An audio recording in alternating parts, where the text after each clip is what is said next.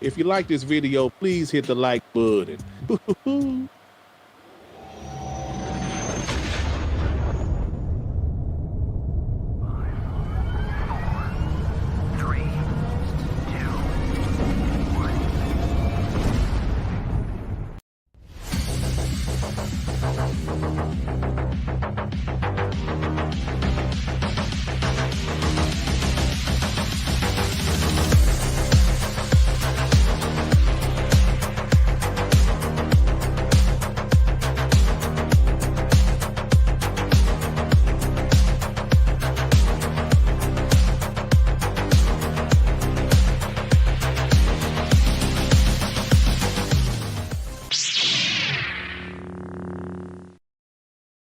Oh no! What happened? Oh no! How terrible! That's just awful. How terrible! Oh no! Hello and welcome out to this week's episode of the Gamers Council. You know what? Computers are a wonderful thing. Sometimes they bring you much joy, and sometimes they can be very frustrating. Poor Epic. We love you, Epic. Welcome. We're so glad you're here. I'm half here. I'm here orally. A-U-R-A-L-L-Y, thanks. Orally, I am in spirit. Oh boy, that was... Yep. Hi, chat. I'm so sorry that my camera's... It just does not like it today. It's all right. I'm all ready. My light's on and everything. Yeah. I'm in the dark now. It's all right. You have a great picture up. We'll give you that. There you go. That all right. So better, welcome to the actually. show, everybody. My name's WEBDAVE. This is Gamers Council. And of course, we have our wonderful, wonderful co-host, Hargeet Chani. Hargeet, how you doing, buddy? I'm doing well. Yeah, we had a fun week of lots of weird news. Let's get into it. Oh, man, I'm so excited for this. Plus, we got the big show coming up. Ooh, yes. And then, of course, we have the one and only, the legend. And I'm going to call him that now because I know he used to be in the background wanting to be on shows, but now he is what everybody wants to be when they grow up. It's true. It's very true. The golden age of gaming himself, Mr. Pong Soul. Pong, welcome, sir. If that's true, you all need to do better. Y'all need to do a whole lot better if you're trying to shoot for me. Okay, anyways, no, it's great to be here. Thankful I could be here. My week was extremely rough. If you heard any of my other shows, started this week off getting sick, and it was not good, and it was not fun, and I had to still go to work for most of the week, so it was pretty shitty. But thank God the news picked up this week, and we are out of the holiday season, and there was a whole lot of fascinating nuggets that dropped this week from a whole lot of different places, and it was fun. It's been fun on the podcast, but better than that, Dave, I appreciate you inviting me back to finally be on a show with the one and only Epictreasure, of course, E.T., as I like to call her. This has been a long time coming. Great to hear your voice, my dear, and great to be on a show with you as well. But yeah, let's get down to business. We got some news to talk about. Get some fun Exactly. I stuff. sent out the beacon, didn't I, Dave? I said, That's right. hey, can you put Pong on, please? And yeah, I put a special request in. You did. I appreciate that. I appreciate Very that. much so, very much so. And I was like, you know what? That would be an amazing episode to have both you guys on. And it's going to be a great one today. I'm kind of And- half here. You're all here, darling. I was going to wear a All- Voltron shirt and everything in celebration, but I know. Not Well, really maybe you could take a disappointed. picture and DM him that. There you go. Exactly. You know, photography, click, click. Know what I mean? Say no more, say no more. Anyway, all right. Anyway, so we have a few things to go over real quick before we really get things going. We do have this Hargeet. Yeah, Monty renewed his membership 14 months. 14 Thanks, months. Monty. Awesome, Bunty. We appreciate that very much. And then I am not Adidas naked, 20. by the way. Thank you, chat. How do we know? Anyway, Adidas I 20. Thank you. What's up, Dave? It's epic to have a treasure in the building, and choo-choo, motherfuckers. Hargeet, show me the olives. All right, let's see. Here we go. Let's see. We'll do these olives today. There you go. There's some olives. There you go. There you go. Sounds good. And so our buddy, FarCube, it wouldn't be a show if he didn't do something, right? So there is, of course, what Mav and Pong do on Fun Speculation, which was in his comment just a second ago. Let me share this particular thing, and let's see, why am I? Oh, what messages? Let's put him over here. That way, they don't get to see all the other garbage on my screen. Okay, all right. So I know, Dave, you're so professional. Not really. Whoops, that's the wrong button. Let's try this one. Presents. Yay! What the fuck? I mean, yes, here we go. So if you look closely, Pong, at this, Farq has actually made his own little edits when you see the faces. Perfect. Uh-huh. See it. Farq's great at this.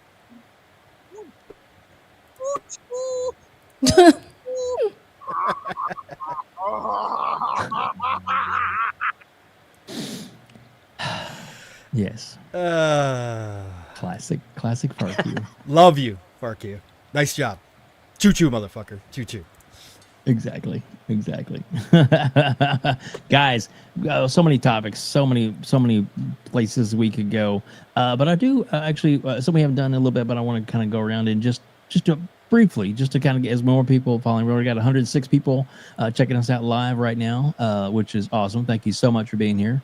We have like 8 on X and almost 100 right now on YouTube. Thank you all so much for joining us. We greatly appreciate each and every one of you for joining us. And if you like what you see, you can hit that subscribe button. It's free, doesn't cost you a thing. It's awesome. We appreciate you subscribing to the channel. We're on a road to 4K on subscribers, which would be cool to get there eventually. And then, of course, if you like this episode, hit the like button. Dirt says you should hit it. I'm just saying. And so Pong, let's start with you. What have you what have you been playing? What are you into right now? What are you watching? What's going on? Light week for me because I was sick. I wasn't actually feeling it. But no, I've been back into Indiana Jones again in the Great Circle. So I have talked about this now for multiple weeks. This is, and a lot of people have, obviously. It's turned out to be a lot of people's game of the year. And I had, the more I play it, the further it moves up my list. Do I think it would pass Dragon's Dogma 2 and Space Marine 2 for last year? For me, it's going to be right there with them easily. I'm an old Indiana Jones head fan, so therefore having something of this quality that actually makes you feel like you're actually playing one of the movies, and that is actually better than anything that's come out since the original 3 and could sit story-wise and acting-wise next to the original trilogy, is something that even I, with high expectations for Machine Games, was not expecting. So Indiana Jones is nothing short of phenomenal, and I've taken every opportunity, because I'm not a big Troy Baker fan, and I've said this before, that Troy is, whatever, to me, just as whatever, just because I've probably seen him too much and heard him too much. But what he did to become Harrison as Indiana Jones in this is, again, exceptional. Him and his voice coach, whoever that is, this is unbelievable. The more I play it, the more I forget that it's not Harrison Ford. And that excites me because, as I've been saying, if I was Lucas Films, whatever their name now, I can't remember what they're named now underneath Disney anymore. But if I'm that, if I'm them, if I'm Disney, I'm signing Troy Baker to a lifetime contract to do Indiana Jones, and even potentially Han Solo. I am signing him to do, you could restart Indiana Jones as an animation. Obviously got to do live action, because Harrison's, really old now at this point, but you could redo and start new adventures with Indiana Jones from his 20s all the way up through his 40s, 50s, whatever, with Troy Baker doing the voice. And to me, that is so exciting. And if I'm Xbox and I'm Machine Games, I am absolutely signing a deal. I know they want to do Wolfenstein. Maybe they're already in the process of finishing off the third one. But this is a franchise that can be big. And it's a well-known IP, and it's now becoming more popular again because of this game. More people have been introduced to it and will be introduced to it because, again, it's going to be launching on PlayStation in April. So you sign a multi-game deal, word is that Lucas wants to do that. I don't pass up this opportunity. I know Phil doesn't like IPs he doesn't control, but they did such such a great job. You have to take advantage of this. So yeah, I'm enjoying the hell out of that. Otherwise, it has been a whole lot of Age of Mythology retold. Another one of my favorite games from last year. I'm now over 100 hours in Age of Mythology retold. I love RTSs, and that is what a return for that game. And just been having a blast with that. Awesome. Sounds good. So you actually were a little busier than I thought you'd be, right? yeah. Well, I added in because last weekend I played a lot of Indiana Jones before I got sick, so I was back into full swing, and then I took off a lot, the first part of the week here. But yeah, I got some more Indiana Jones this weekend, and then a little bit more Age Mythology this weekend. So yeah, get some gaming in. There you go. So Epic, what have you been playing, and what have you been? What have you been up to? What I've always been playing is Palworld again. Yes.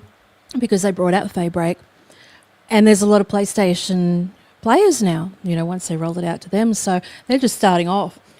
So having like basic, starting builds and things like that. But now having like builders challenges. So you have to build, this is something I made up, whatever you can within an hour with this random spot on the map. So you could end up on this crazy, horrific terrain. Because they brought out all this new furniture and like Japanese structures and stuff like that. So make it a little game of it. So I've been doing that. And then I've been having a little falata with Rivals, only a little bit. I like to play Punisher on that one. And then Squirrel Girl's fun too. And I'm not even into any of this superhero stuff at all, but it's quite fun indeed. So very cool. There's that, and what else is there? A little bit of Indiana Jones here and there, but I kind of feel like you need to commit to that one. I get lost a lot, even though it's got the map and everything, and there's so much going on. And I'm not very stealthy, so I get into trouble a lot. So I understand that. I think I'm sure there's other ones hanging around, but those are the main ones at the moment. But I am looking forward to Sniper Elite Resistance. That's my... Let's go. Looking forward to that one. Let's go. Yeah. I hear you it's say gonna be that. very fun. Yes. There you go. Hopefully you'll stream some of you playing that. That'll be very cool. I absolutely will. I will. Fantastic. I look forward to that. And somebody did make the comment, Epictreasure, turn on your camera. Epic, I'm tired of looking at these three old men. Look, I would. I've tried. Issues. I don't know why it's being recalcitrant, but it is. Yeah. So trust me, we want to have her camera on. She wants to have her camera on. Unfortunately, I've got all my lights on and everything. So yeah, it's just I could just turn them acting off. weird. So She this just wants to make faces at me all the whole time. Well, yeah, I do. Exactly. I watch And Pong on somebody his said in chat, soapbox. she's not wearing any clothes. What? It's like, get that camera working. Just kidding. Stop it. Behave. Anyway, Good to hear, RSJ. there you go. It is. Hargeet, buddy, what have you been up to? Yeah, so I finished up Like a Dragon Infinite Wealth, and then started up Banishers, which has been okay so far. It's a little like the combat's a little sluggish, but outside it, that story seems kind of interesting. So we'll see. I'm right at the beginning of it though, so we'll see how that goes. But yeah, that's kind of what I've been playing. Just otherwise it's been work. So but yeah, Like a Dragon Infinite Wealth is pretty long. You're muted, by the way. WEBDAVE. Nice. I want to play that, Hargeet. Do you reckon I would like it if do you get to build like houses or I don't know all the details. I remember seeing a trailer for it. I'm like, oh my God, that looks amazing. But I never dove any deeper than that. So it's not like you really get to do that. There is a specific area where you kind of build up a resort. And there you do kind of get to do that, right? But it's not a large chunk of the game. You can spend time in there, though, as much as you want to. But that's not like the game. The game has a full story, right? So you kind of explain the story. Nice. So, but they do have that section. So you could, get my it takes a while to get there. Yeah. Yeah. Damn. It takes a while to get there, but then you do get to just kind of keep building up and do whatever you want. So, how many out of 10 would you give it? I'd probably give it an 8 out of 10. I don't like the fighting style being turn-based. I kind of miss the original Agree with that. normal me doing it. So that kind of just makes the combat that much longer. Longer, yeah. So it's just annoying. And, Blasphemous. So- Stop it. yeah. Turn-based is where it's at. yeah. But good for you for turn-based stuff, but I don't like, because Yakuza for me has been the original, which was like the I know. virtual fighter fighting style, Yes. and absolutely. it's like, yeah, you just kick their butt and move on. And I get it. That turn-based though from Like a Dragon is sped up. I mean, I think it does a nice job of kind of combining the two, where it does keep you more engaged than like a straight up turn-based. Like it does feel more fluid, especially with all the action going on around each move. It does feel a little bit better than like an old school turn-based game, that tactical game. So, but I get it, Hargeet. I just got to give you a hard time because my buddy Steele's the same way. He can't stand turn-based, and so I give him a hard time. And it looks like the new one, the pirate one, is going to be the action based. Yes, so that's good. I like that. It is. Yep. Yeah, it's disappointing to have to deal with the turn based, especially with freaking Kiryu. You're like, come on, no. But hey, whatever. Oh, and the one thing that was kind of funny in that one was, kind of in the realm of the gaming community, the voice actor for Kiryu in that was young, right, for the English dub, and I try. So you play part of it in Japan, part of it in Hawaii. And I'm like, okay, when it moves to Hawaii, I'll switch it over because I wanted to keep it Japanese for the beginning of it. And the second I heard him say, like, talk as Kiryu, I'm like, you were out. He got so much flack for that. Oh my god! It's nothing against him. It's just it doesn't sound like Kiryu, doesn't. and I'm like, no, I can't do it. Just like the total opposite of what Baker did, where you can't even tell it's not Harrison Ford.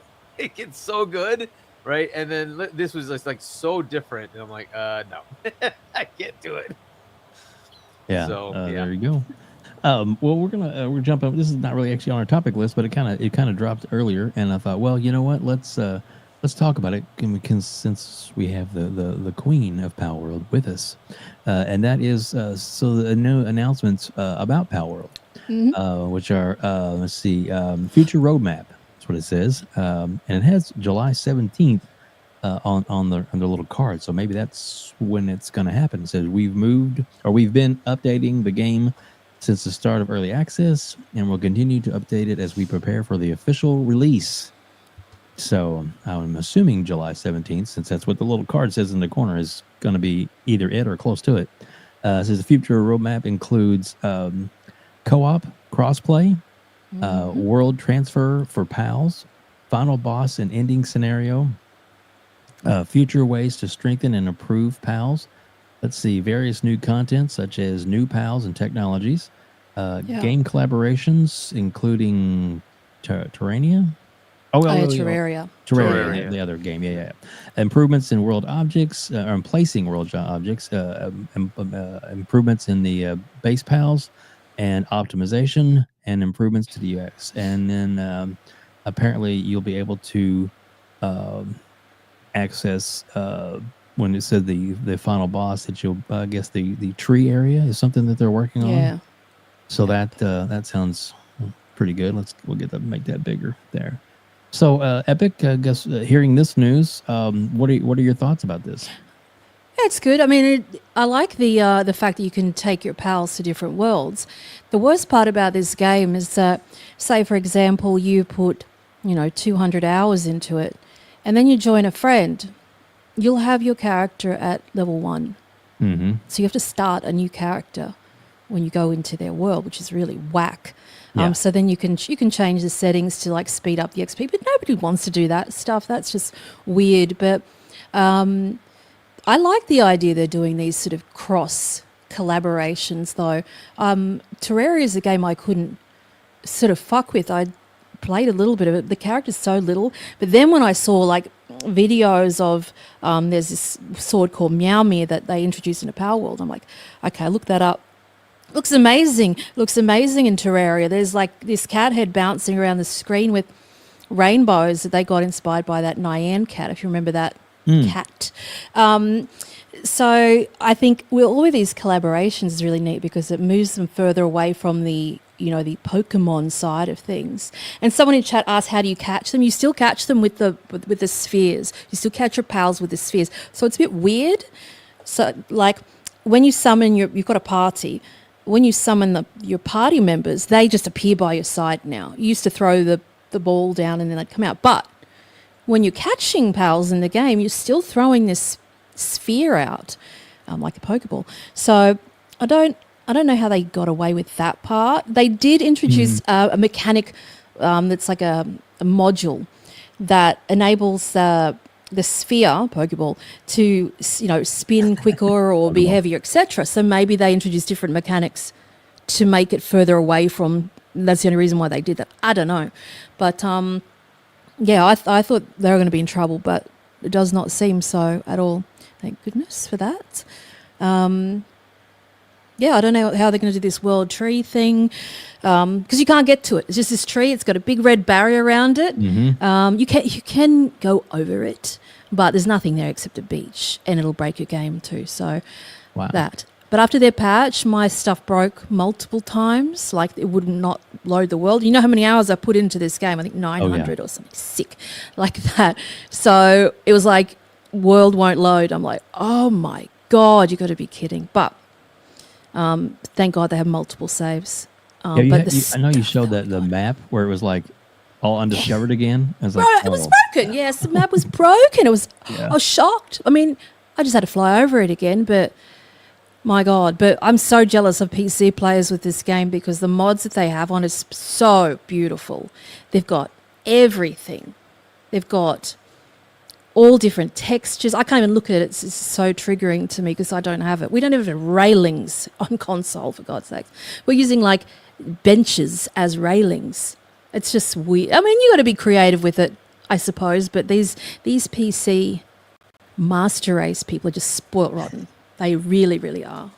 I'm tempted to start again over there. But if they could do cross save things, oh, I'll be so happy with that. It would be nice. For real, for real. Anybody else got any comments on Palworld? Because I'm looking forward to this. I'm excited for it. I went ahead and just bought it, even though it's in Game Pass early access, because I thought no matter what I want to own it. So, but Hargeet, you ever play it or? I played a bit of it on PC, and then I just never went back. So, I think there's like 4 or 5 like main bosses or something like that. I think I killed 1 or 2 of them. They're not very fun, Hargeet. They're not fun boss. Like I find them incredibly boring. I find that the most boring part of it. They're just in a tower. Oh, there's bosses in the towers, but then you've got like alpha sort of world bosses, and they're just flaccid, really flaccid creatures, and you just want to catch them and put them in your base and in your team, and that's about it. But people have got different ways that they want to play. People like to play it for survival ways, but you can change the settings so you don't have to. When you drop dead on the ground, you don't lose everything.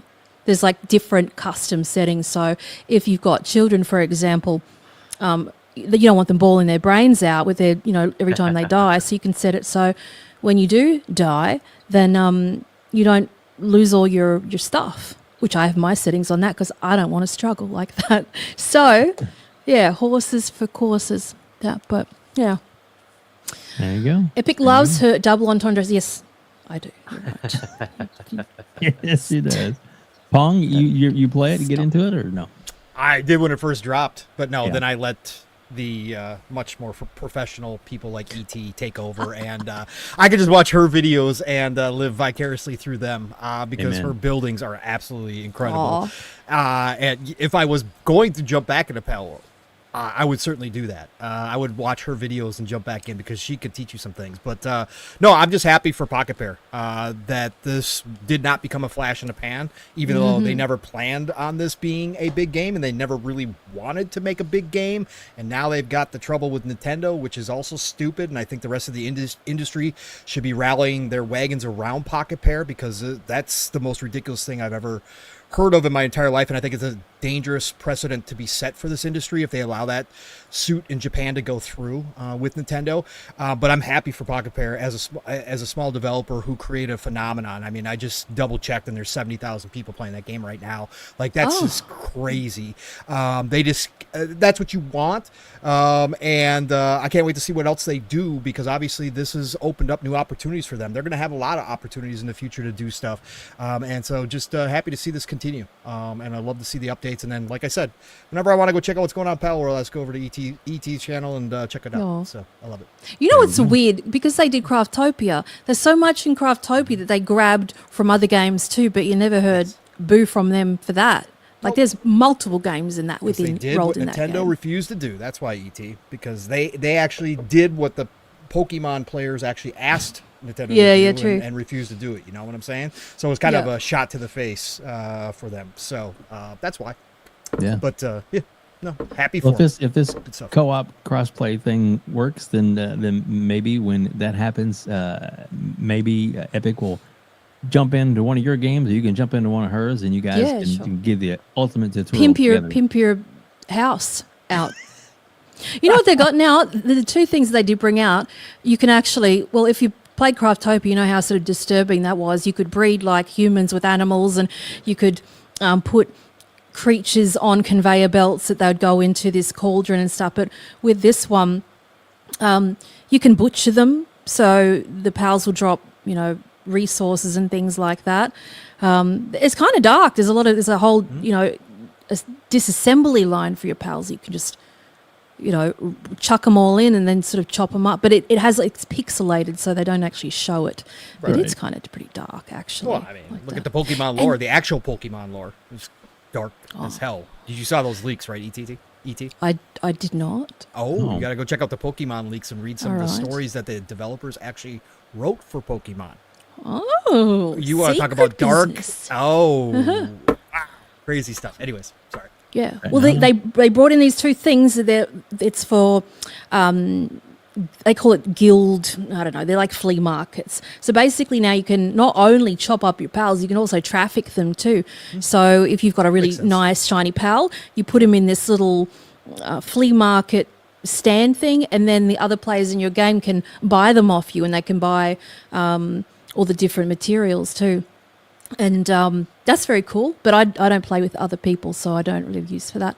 But I find that very cool, especially if somebody's bred like an amazing pal, because you can, I do. I very much love this game, but you can perfect pals by sacrificing a whole bunch of sort of ones with no decent passives to boost up your favorite ones. So it's all very dark when you sort of really think about it. Traffic cattle. Well, there is a cow in the game that you can traffic. That's true. Shaun, you can traffic cats and everything. Go on. Go on. It's so funny. Oh, goodness. Welcome out to the over 190 people that are now watching us live on X and on YouTube. Still nobody on Twitch, but that's okay. We appreciate each and every one of you, including in the chat. Though I saw we have Mav from Fun Speculation has jumped in with us. Awesome to have you here, Mav. The other half of PM and the PM. It's man, it's what an amazing community. So many members that we just love to have in here. And Hargeet, look what happened. Oh boy, here we go. Mr. FarQ changed his name to Bram Stroker in honor of Epictreasure. Member for 1 month. And look at the that's my face on Superman. I misspoke once, Epic. That's all I did. I misspoke. I mispronounced Stoker one time. I said Stroker, and never live it down. No. Never. Anyway, all right then. Moving on.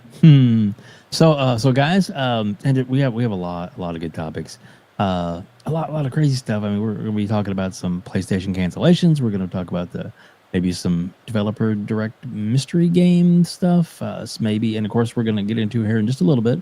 We're going to get into the Blood of Dawn Walker. We're going to actually play the trailer and talk about that. Epic, I know she did a really good presentation on her channel with that. We're gonna talk about that. Is it Yoshida? Yoshi? Is that Shuhei. Shuhei? I'm sorry, Shuhei. So it's this guy. Yeah, Yoshi is what it is, and we're going to be talking about that. Plus some bad news that came up out of nowhere that was really no news at all, because it was just kind of made up bullshit that somebody's pony bots tried to bring everybody down right before Xbox has a really big week, but didn't work very well, did it, Hargeet? It didn't work at all. No. Nope. So do you want to get into that real quick? Let's just do it. Yeah, let's just do it. Pull the Band-Aid off. Let Hargeet go first on this one. Everybody else can jump in. Sure. So I don't know if you actually have any of the article up or whatever, but basically there was, according to a source, which turned out to be some investor, Xbox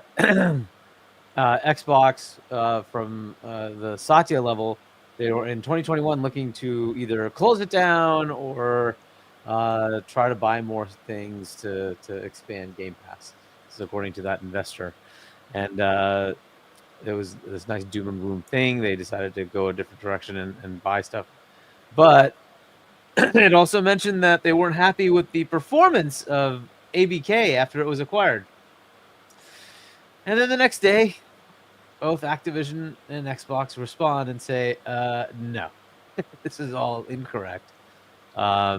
So they kind of debunked almost all of it and said, hey, we've been doing really well after ABK's acquisition, and no, we were never any threat in 2021 of being shut down. That was not in the cards. So the ideas that were being put out here were incorrect. And they do not represent what actually happened. So that was kind of the gist of it. I'm going to put it in a different spin. This is anytime there's anything good for Xbox, there has to be negative news. And when we get the developer direct thing, the next day we get what? Halo and Gears are going to PlayStation. Because we couldn't have a news cycle that just says, hey, there's a developer direct. There's some games coming on Xbox. No. No, it has to be about the fact that Xbox games are going to PlayStation. That has to be the news cycle. It can never be good news for Xbox. Then we get a legendary Japanese IP is coming back, and that's what that fourth box is. And then we get Xbox was going to get shut down, and they're not happy with the ABK performance. And could you just stop? Seriously, when does this crap go away? When? What, can we just have like normal news? The other side, by the way, is on fire. If you really want to talk about somebody dying, Sony just killed freaking studios. They had this massive, awesome game called Concord that freaking failed miserably. Okay? You could go talk about them. Talk about them dying. Go ahead. Have fun with that. Instead of always saying Xbox is dead, always saying Xbox is doing everything wrong. I'm sorry, which one of the $1 trillion company? Which one's continuing to grow? Is that Sony, whose studios are closing down, who doesn't have any games? Or is it Xbox, who's putting out game upon game upon game? What the heck? I'm kind of just done with the bullshit. This needs to stop. The media needs to go fuck off and stop doing this shit. It's just bullshit at this point. The Xbox tax needs to just end. Just stop it already. Microsoft is not shutting down Xbox. Xbox ain't going anywhere, despite your absolute hate of the fact that it exists. Too fucking bad. It's here. Deal with it. Bye. I love it. Love it. Hargeet's on fire. At what point do you just keep calling it out? It's like, it's okay, fine. You're like, all right, fine, it's fair to call Xbox out. Fine, call the other side out. Show me the same energy. Show me the same energy. Exactly. I'm going to wait to see the news cycle because Yoshida was out there talking about how PlayStation's doing these days. And it ain't looking pretty.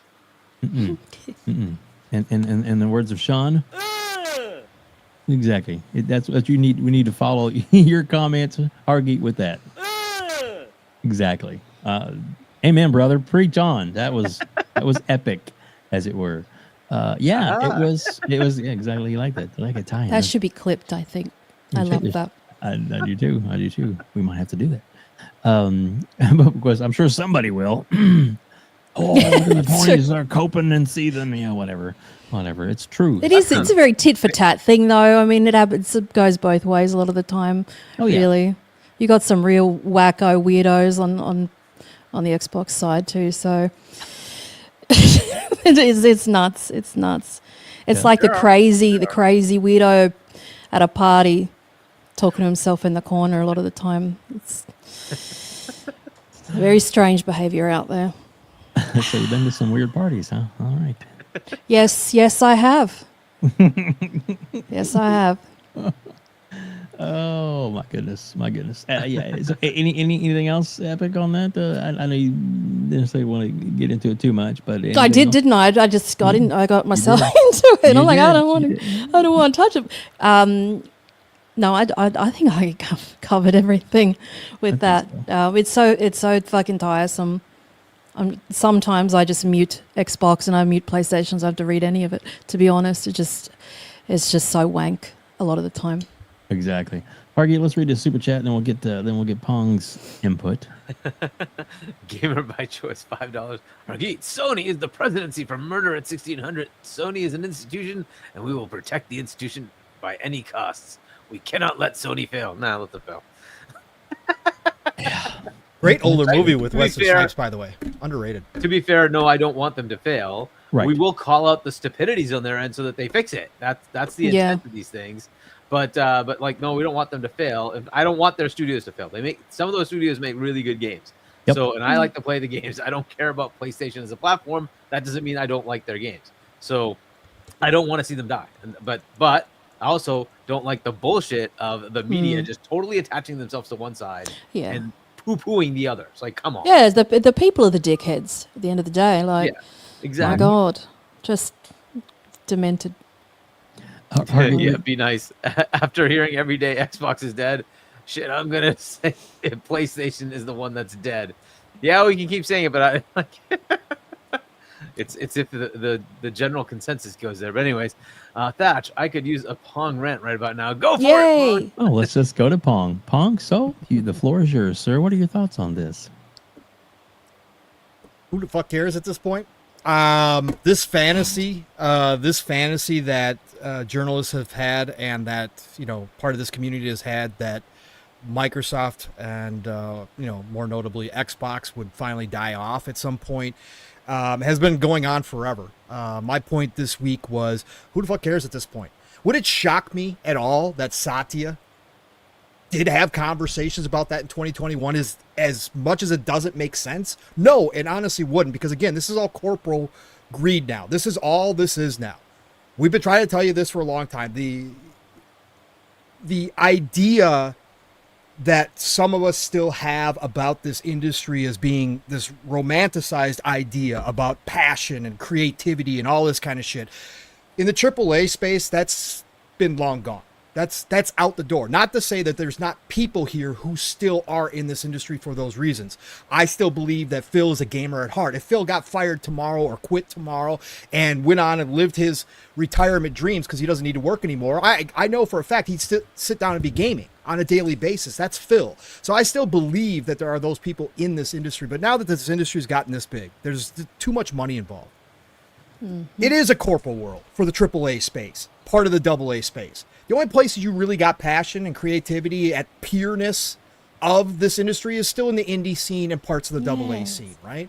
And that's why we see so much of the invention come from there versus the AAA space, which has become, to a lot of people, boring. Not to me. I still find great fun in everything, but I just saying that overall. So if that's the case, it wouldn't shock me in the world. But at this point, that didn't happen. Xbox is still here. In fact, they went on to make an even bigger commitment to Xbox. So who the hell cares? Because they are now, arguably, with content-wise, again, we'd have to do some searching and kind of figure things out between them and Tencent, the world's largest publisher of video games. That is a fact that is undeniable and doesn't change no matter how many times people want to try to pull this bullshit move. My other point this week was the reason why I believe this came up, Hargeet, to your, reasoning as to that every time something good is about to come out, there has to be some bad news. Again, they still get paid off the clicks. We know how this works nowadays. Negativity sells, unfortunately. So this is going to continue until people stop responding to this stuff. However, the old story from 2018, 2017, when Phil took over, is old. It's been played out. Everybody's heard it a billion times. So now they got to create a new one, Hargeet. So going forward, they now have a news story to reference. 2021 was the great time when Satya almost killed off Xbox once again because, God, they just weren't happy. The investors weren't happy. Newsflash, everybody, investors are never fucking happy. Okay? Never. Okay? It doesn't matter how big the company is. It doesn't matter how many trillions of dollars you're worth. It doesn't matter how many of your divisions are reporting record profits. They always say more, more, more, more. What are you going to do to give us more? That is the investor way. That is the money men way, right? And that's what we've seen nonstop in this industry. That's why I say it's a corporate world now. And again, I look at these stories and I just kind of go, you know what? Whether it's true or not, it really doesn't freaking matter. And the only people that latch onto this is the clown show or the journalists. And the journalists are the same as every other mainstream journalist. And I've been saying this, you guys could go back and listen to 3 years of my rants on journalism. They all are in their death throes because they have all lost their integrity. None of them know how to do investigative journalism. There is about 5% who are really good people who still want to do it the old way. The rest of them just do this easy editorial opinion piece bullshit to get everybody riled up, to get the clicks, to get this going, because they know they can play both sides of the community. Because still in this community, you got two sides who will both go read that article for different reasons, right? And so they play that game still to this day. But again, this is the last. Nobody takes them seriously. Nobody does. Again, we had that other bullshit article about how Xbox contributed $2 million to Marvel Rivals, which was completely just made up, like completely fabricated. Nobody is taking this stuff seriously anymore because everybody understands the game at this point. Every once in a while, we get an article or we get some factual stuff that is actually well done, that actually has sources, that actually is the old way of doing things. And everybody sits up and goes, oh, whoa, wow, that was actually really good. Oh, wow, that's a lot of information there. This stuff just passes over like it did. Everybody holds another funeral for Xbox. And then the next day we talk about, oh, we got a dev direct coming up with 4 games, potentially 5 or more games showing up. We have another year where Xbox potentially could have 10 first-party games, unheard of, launching in the same freaking year, which nobody, no other publisher, nobody can do. And that's what's actually happening. And for those of us that really do have the passion and pay attention to this industry, we know what's up. Everybody else, it's a clown show, man. Whatever. There you go. There you go. There you go. And where the chat people were all spamming it pretty hard. TTS, talk that shit, Pong. Loved it, man. Loved it. That's why I sent out the beacon. That's right. That's right. Yep. Pong Whenever Pong was on, I'd only watch Pong on any show, latched on for the soapbox moments. Absolutely. So. Exactly. Like I said, Pong, the legend. You shake your head if you want to. Sorry, you don't have to agree with it. We all know what's Yes, up. he does. Yes, he does. Look, Pong. He knows how good he is. Don't even try. We love you, Pong. Just so you know. I appreciate you all. I have a hard time accepting compliments, but I appreciate you all. Thank you. There you go. Got a couple of super chats. Yeah. Let's see so here. We got Sith Lord, member for 13 months, renewing his membership, and then Sorry, go ahead, man. You and then Sith Lord, $5. Hello, my girl Epictreasure, and my buddy Pong Soul, and Web Dave. Hi, Hargeet. He has a book. That's right, I do. PlayStation is dead. Blame the Series S. Yes, that's another great one. Everything is Series S's fault. Exactly. It's all their fault. It's always their fault. Let me do this little screen thing here. So yeah. So this was the Jason Schreier article, and Hargeet, you want to read that out? Sure. Breaking. PlayStation has canceled 2 more live service games from subsidiaries Bend and Bluepoint. Bloomberg has learned. Fans have long wondered what Bluepoint has been working on for the last couple of years. I can report it was a live service God of War game. Wow. And then let's go to this one from Jay Wood. All right, so we have. So let me understand this correctly. Sony acquired Bluepoint after years of excellent remakes, shifted them to a live service game for God of War out of all games, and then they cancel it. Please make it make sense. It's not supposed to make sense. The Sony entire freaking Jim Ryan era does not make sense. But hey, whatever. It's so wacky. Like, I would love to know how that would work. How would that game work? I don't understand. Make any sense. I'm fascinated by it. I mean, they've got a whole throng of cancelled stuff. It's like, don't you do like focus groups and stuff, and people would say that's a really shit idea. That's a shit idea, and that's a shit idea. Even what's the other one that they'd cancelled? Some car one, was it Twisted Metal or something like Twisted that? Metal, yeah. Like, Twisted Metal what? game, yeah. When you go, how popular is this stuff going to be? I don't know, but that's whack. I can't get over God of War. It's just so wacky to me. I can't. I can't imagine how. Go ahead. I should have asked AI how that would have played out. It probably would have had a better plan. Oh my Better God. scenario. Probably. Yeah. So anything else, Pong, on that? I mean, it's, Does everybody want to play it, Cullum? Twisted Metal is a classic. I mean, how popular would it be? Would it be Classic versus I was for Twisted successful? Metal coming back. Okay, Yeah, okay, I was popular. I think car battles still have a place because we don't get a lot of them. So I do think that there's a comeback somewhere in there, and Twisted Metal being the biggest one of all time. I was always for Twisted Metal coming back, but I mean, as far as God of War goes, I mean, if it was a co-op mode, maybe, because you can do games as a service as a co-op mode. But what are you going to do? A battle royale? I mean. Imagine them fighting over who's going to be Atreus. I mean, nobody wants to be. Right, and the thing was how well, yeah, right, no, God, hell, and then what are you going to do to monetize it? I mean, are you just going to have different axe skins? I mean, is that what you're going to go with? Like, it's really Different furs, man. Different furs. different furs, right? Get different tats. Like, what I mean, what are you going to do? Like, it was an odd concept, and again, just a waste of what Bluepoint is really good at, which probably would have made them more money in the long run than trying that. But, again, desperation leads to decisions like this. So, yeah, and that's kind of where they were at when Jim made this call. I mean, chat's liking the Twisted Metal thing, but I'm just wondering how, if that is more nostalgic, or would that even appeal to new players coming into the space? They had a TV show, right? Mm-hmm. Which was popular. Awful. But it was did popular good. enough? It did good. Yeah. So if Yeah, it the did ratings well were good enough, on it it. probably could have created an audience, right? So, so you can have a tie-in for the game. But it doesn't matter. The game apparently sucked enough that they canceled it. So would Rocket League people be into that, you would think? that's the thing, right? So if you look at all these games, in general, what they tend to do is say, what is actually working?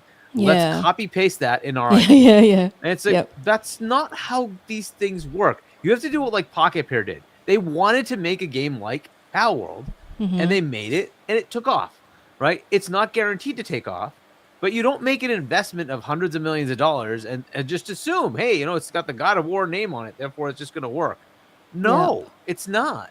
You have to have something that people will want to play because the hook is an interesting one in a live type game, right? So that's not an easy thing to do, but if you're going to do it, it's something that team has to want to do, not just force your IP single player games into that, or take your single player teams and say, go make it into some multiplayer game. That has failed how many times? So I don't know what the hell they're thinking. All their games seem to have failed. The one that worked was the one that was already in that vein, Helldivers. The first one was already a well-known game that was a multiplayer game. It was well received, and they just said, hey, let's iterate. Fair enough, and it worked. Awesome. That's what you got to do, right? And all the rest of them, like, what has worked? Factions failed. We had the Marvel, multiverses Spider-Man game. fail. They decided to pull it. They did this, which was new from ex-Bungie developers, and it failed in 2 weeks. Got pulled from the market after several $100 million. The estimates in the $200 to $400 to $500 million range. God knows how much they lost. They bought Bungie. That's been a massive fail for them. Where are they going to go? Fair Games? Does that look like it's going to be the savior of their multiplayer things?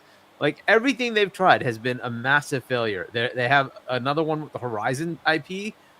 Okay, we'll see. Good luck. It seems like it's going to be a Monster Hunter World ripoff, right? Everything they do just seems to be ripping off somebody else, right? This was an Overwatch ripoff. It did not work. I don't know. Like, I'm not sure where their strategy was supposed to be better than everybody else, right? This is what Jim Ryan was telling us, that they would learn from the mistakes of others. What mistakes were you learning from? Because it seems like you did every classic blunder that you could possibly do. And that's where you ended up. The majority of your time has been wasted on games that did nothing, and those studios have been closed. Now we got 2 more studios that have the potential. One of them is probably going to get chopped. I'm just saying. They're saying they're not going to do that, but money's money.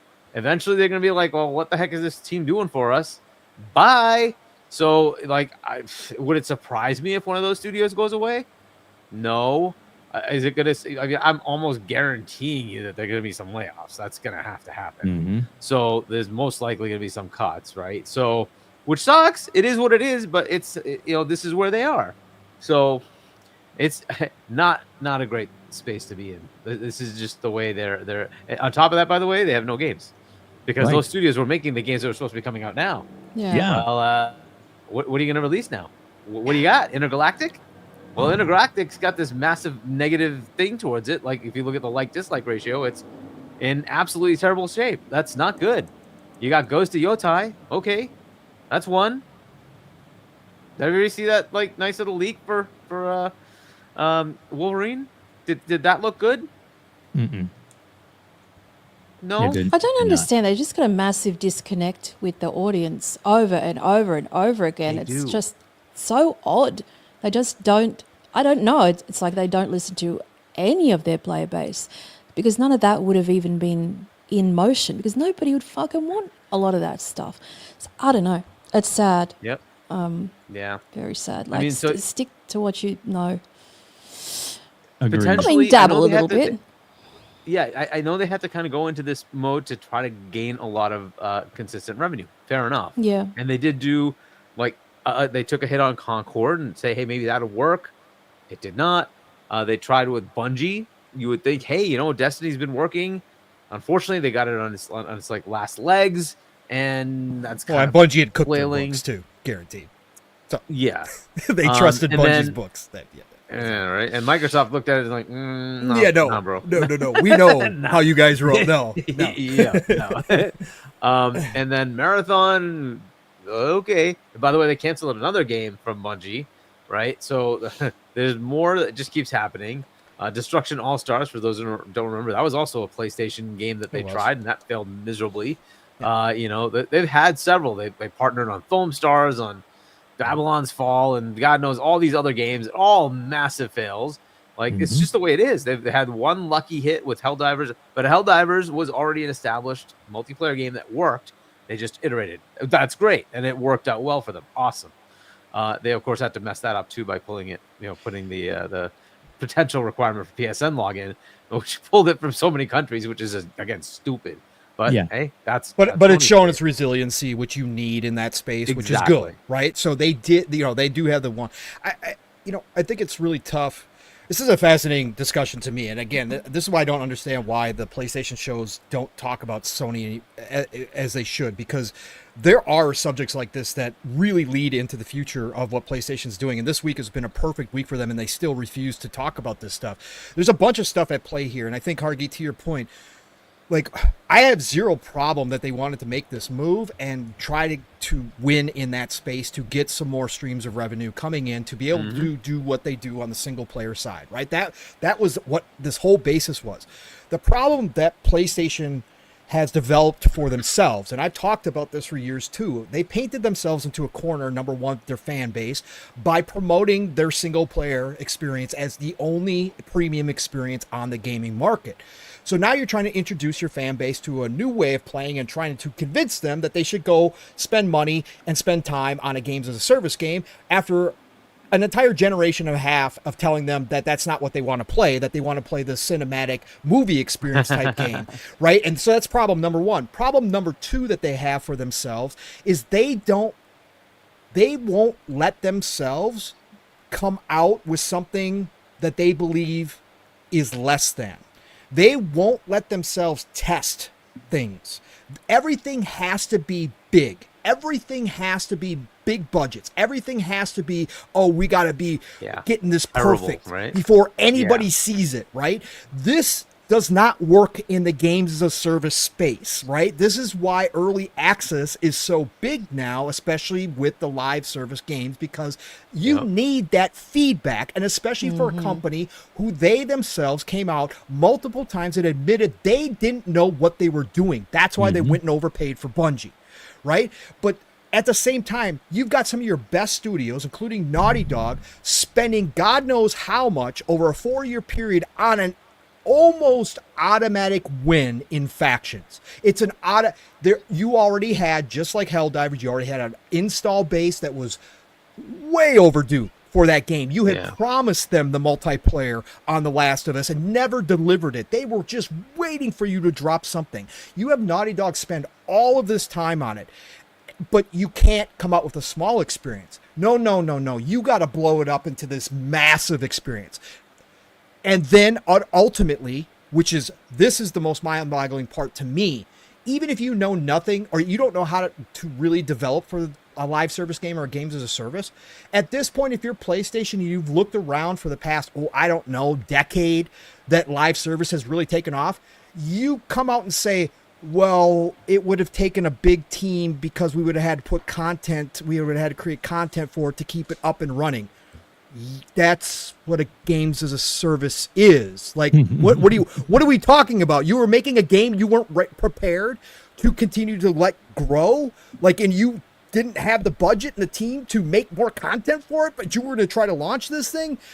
That's why you start small and then let the fans tell you what's working, what's not working, and then you continuously grow it out.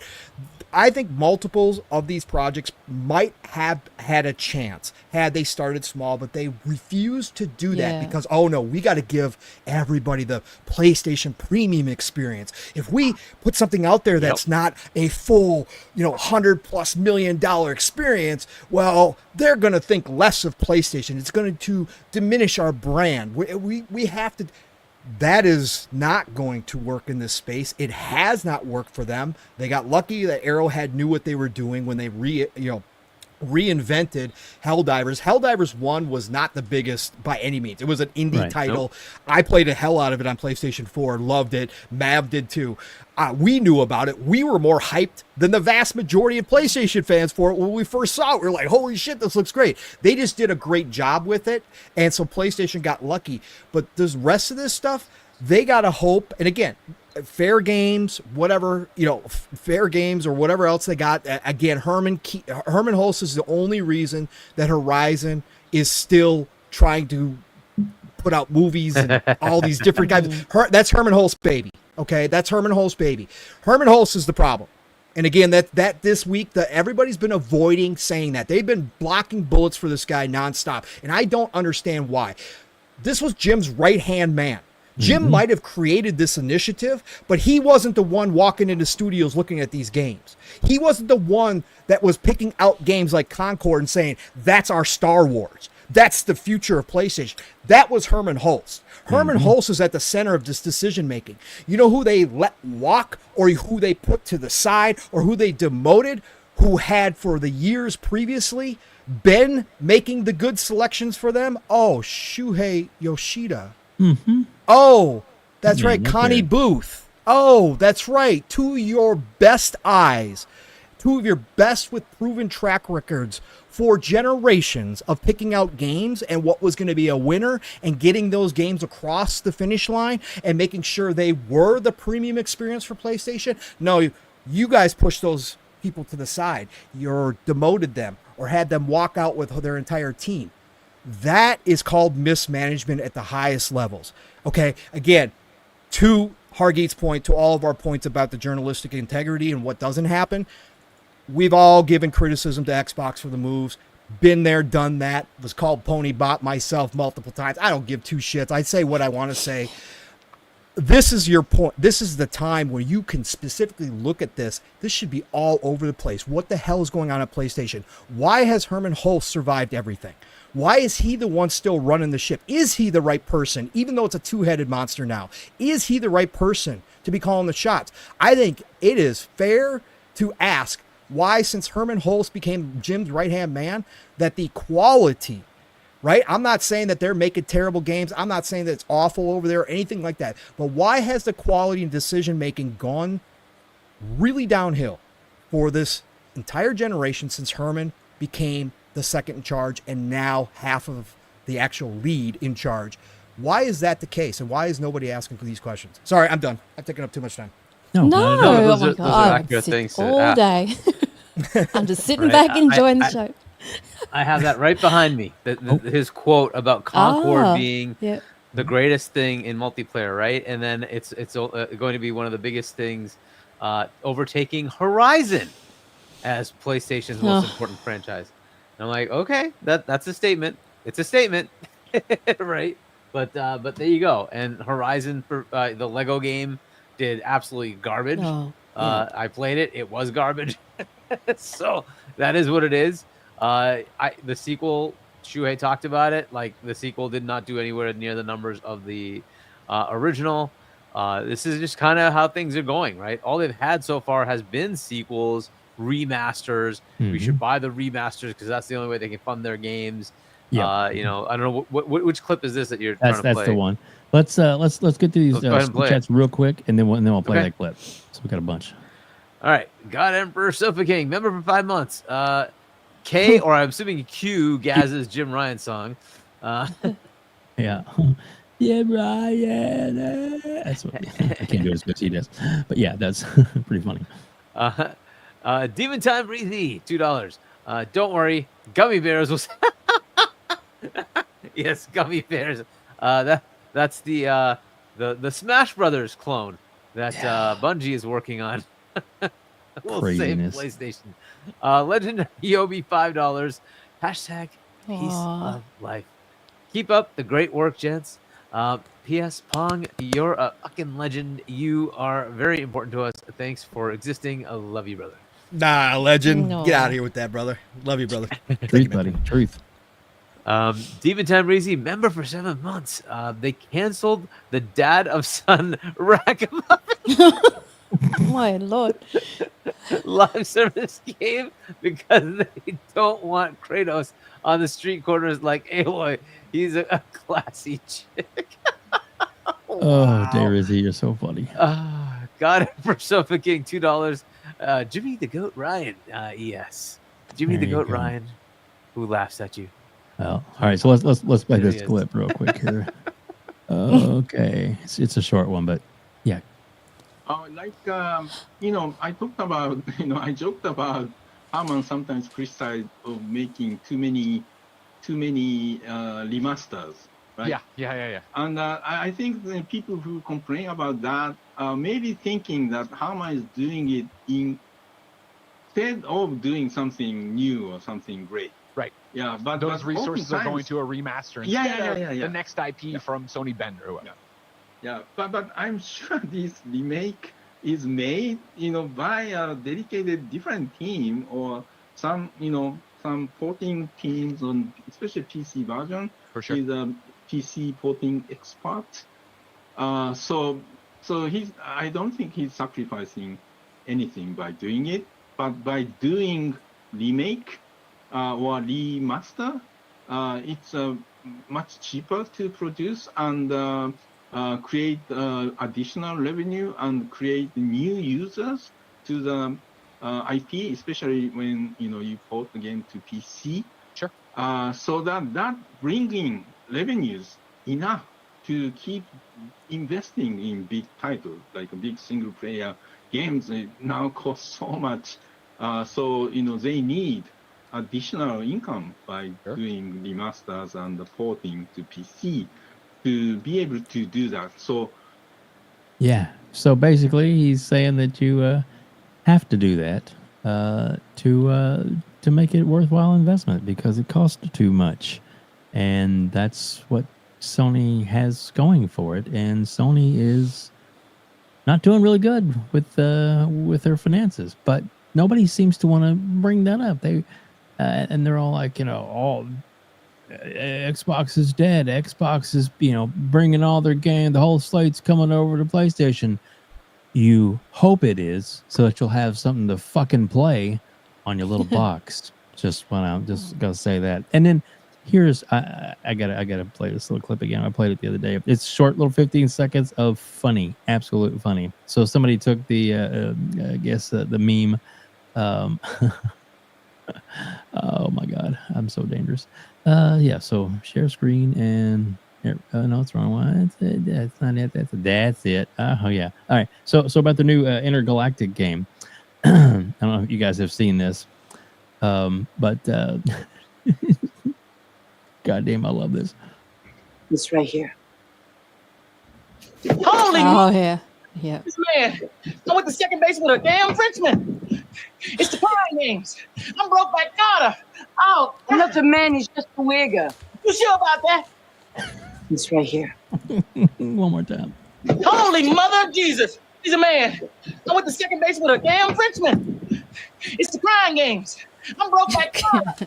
Oh, Oh, boy. Yeah. Sorry. I love it. Love it. So yeah. So that's good where they're at on it.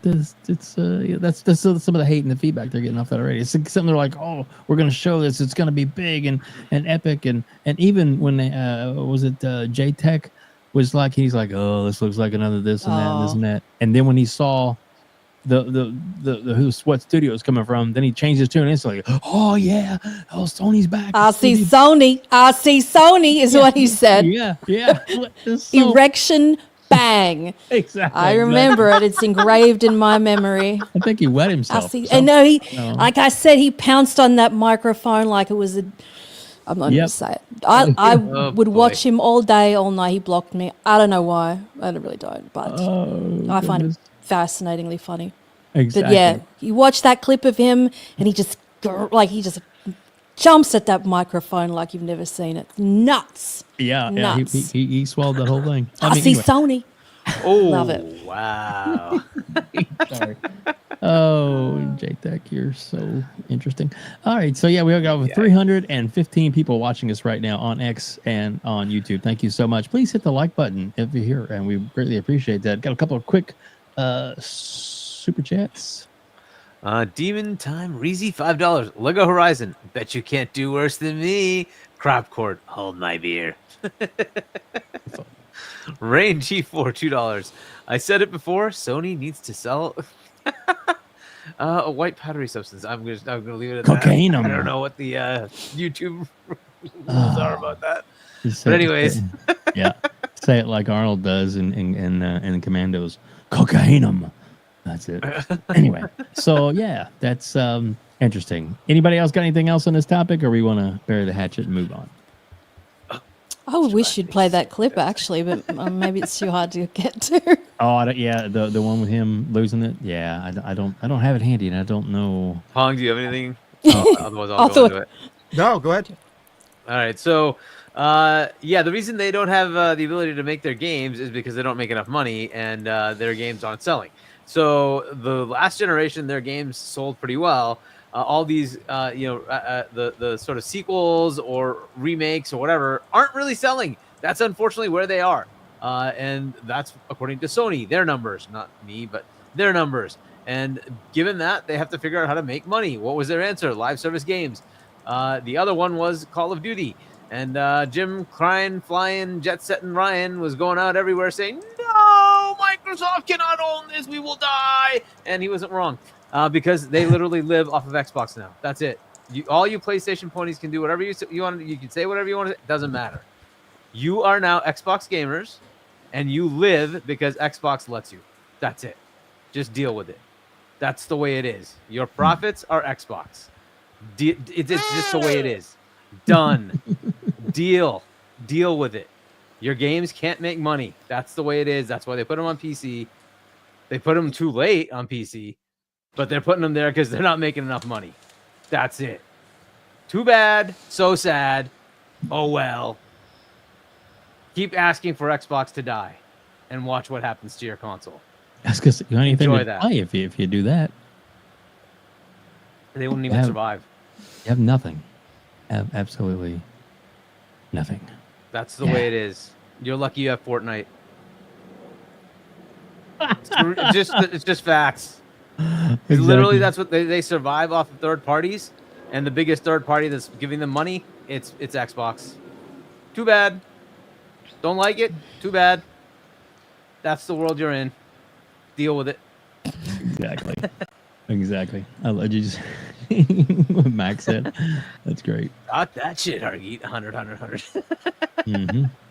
Yeah. And doing some disco dancing. Oh yeah. Oh yeah. Love it. So Love look, Yeah, if they want to I change love their Hargeet ways, on Twitter. Oh Sorry. my gosh. Look, for Xbox, you notice that they're actually making like a variety of different games. How are they doing that? This is a little thing called Game Pass. It subsidizes the investment needed to make those games. And then if they sell any copies, it's all gravy, right? Now, does that mean they don't want to sell copies? No, they want to make as much money as they possibly can. Why? They're a company. Like you were saying, Pong, it's corporate. They want more money. They're going to keep looking for more profit. If they can make more money, they will make more money. It doesn't mean they're not profitable now. They are. They're heavily profitable. It's just they want even more. So they're going to keep looking for ways. And they to have get more. also about 8 or 10 games as a service that are successful, highly successful as well, that bring them constant revenue streams as well. So exactly. And so, look, so the potential for these third party, these single player games that are a problem for Sony to make, they're not for Xbox because they have Game Pass, so they can just make them. So Indiana Jones, not a problem. Notice that there was already was it rumors? I don't know if it's substantiated, but that they're gonna make 2 more. Like, does somebody go in and like, oh my god, we didn't make any money. How am I gonna sign? Nah, they enthusiastically said, yo, we're making more. Yeah. They don't care. They've got Game Pass. It doesn't matter. They're good. They're covered. On top of that, they can sell you the early access. They can sell you the expanded DLC. They just make money, or it's just the way it is. They're just making money.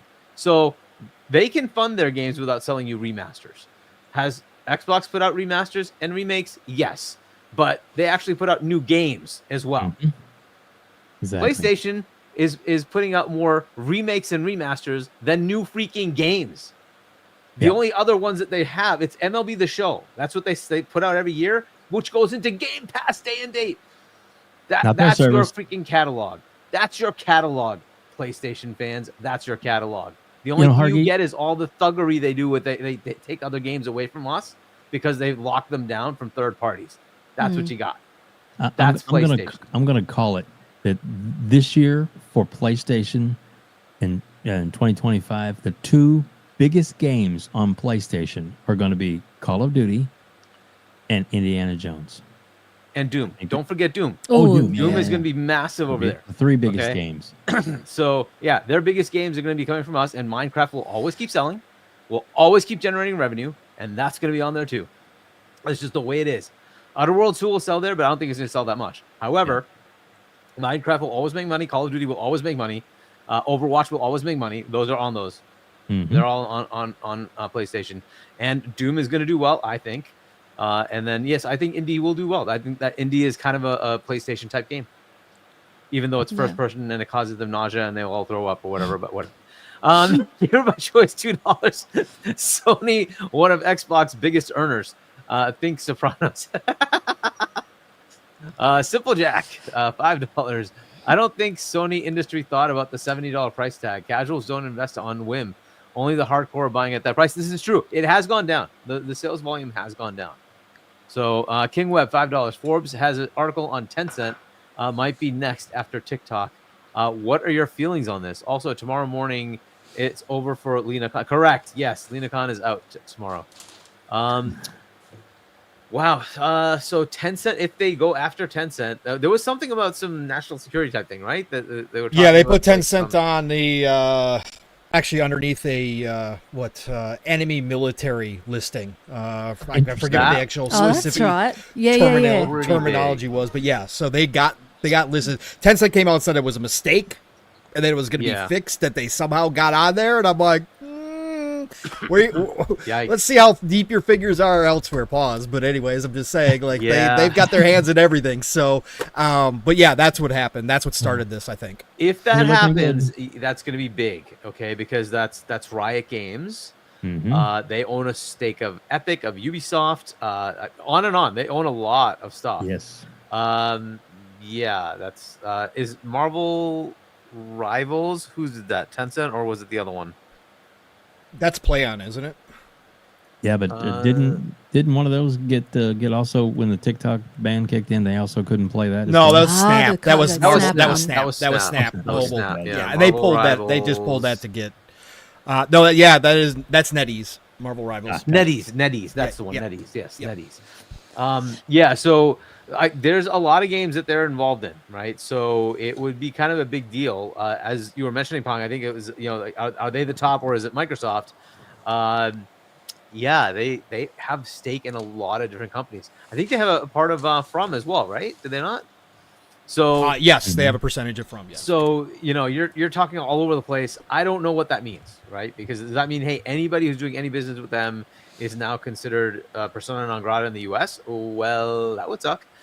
So we will have to see what that means. I don't know that a Trump administration would do that kind of thing. He's trying to undo the potential for TikTok, right? To say, hey, no, don't worry about it. You can still use it. But we're not going to charge you or whatever, charge the fines. But look, there is always potential here, right? We don't know where this is going to end up. But if it does end up being that would be kind of a devastating thing to the gaming industry, I think, as a whole. They have their tendrils in a lot of places. So yeah, that's kind of a big deal. They were officially branded a Chinese military company by the U.S. government. So that's exactly what happened. That's going to be a problem. That's going to be a problem. Yep. So we will see where this goes.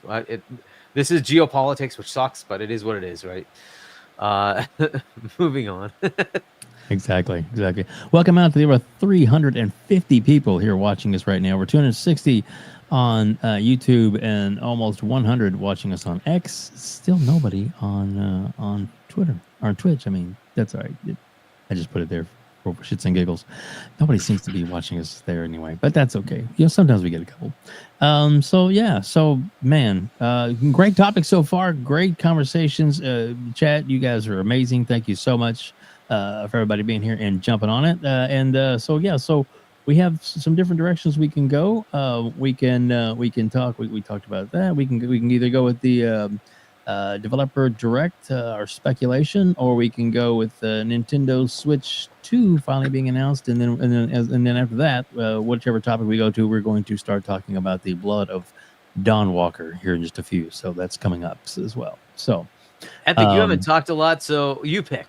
Which one do you want to talk about? I want to know what you think is going to be the shadow drop. That's what I want to know. Let's go into it. Go. Tell me what you think. You start. Epic, you start. I don't know. Besides Final Fantasy, I've no idea. Like I posted before, when Xbox put their little banner out, right? Now, I know the sneaky stuff that their social media team does. I know what they do every time. And so under the promo banner, they had, the names of the studios, right? And then on the mystery game, it had that fuzzy TV screen, the old-timey one. And then it had the box there with question marks. It had 11 things. You would know this, Hargeet, would you? Because you're not on Twitter. You would know. But it had a little box underneath that mystery game. It had 11 question marks. And then I very rarely ever do anything by accident. So I'm thinking, what is this? So it had to be a studio. So I just went nuts trying to figure out what the hell this thing was. And then I was asking the community, and then it just kept spreading and spreading and spreading. And then they changed the banner and took all that shit away. They took all of the little studio banners with the question mark, and they took it away. So I'm like, is there something that did they muck that up and it does not really mean anything, or did we get a little bit too close to the sun there? I don't know, but they love their little sneaky Easter eggs, as you know. And I was like, what is this? So everybody was coming up with all these different names. And I don't know. I don't know what the mystery game is. I know that Aaron Greenberg said something. And I don't know if he was referring to that mystery game, that it was a new game that had not been announced. It's not a remake. It's not a remaster. So I don't know if he was talking about that specific box, though. You know what I mean? Because it's not just that game as a reveal, besides the other ones, you know. So I think that was the back and forth on Twitter, right? That was the back and forth that he was having. Found it. Yeah. Yeah. So I think it is about that box. And they removed that. They took that from their social media. When they updated it, you can't see it anymore. All these those that went. I'm like, what the fuck is going on with this? Am I in trouble? I don't know. So yeah, there's a lot of people that had a lot of ideas with what that was. But I don't know if any of them are correct, though. So, no spoilers. Look, it's speculation anyway. I don't know. I don't know who does know. Now, I don't mind leaks and things. Do you? Well, tell me that later then. But I don't mind leaks because they're not always accurate. So you kind of, it could be right, might not be. Pong, Shadow drop guess. What do you think? Speculation.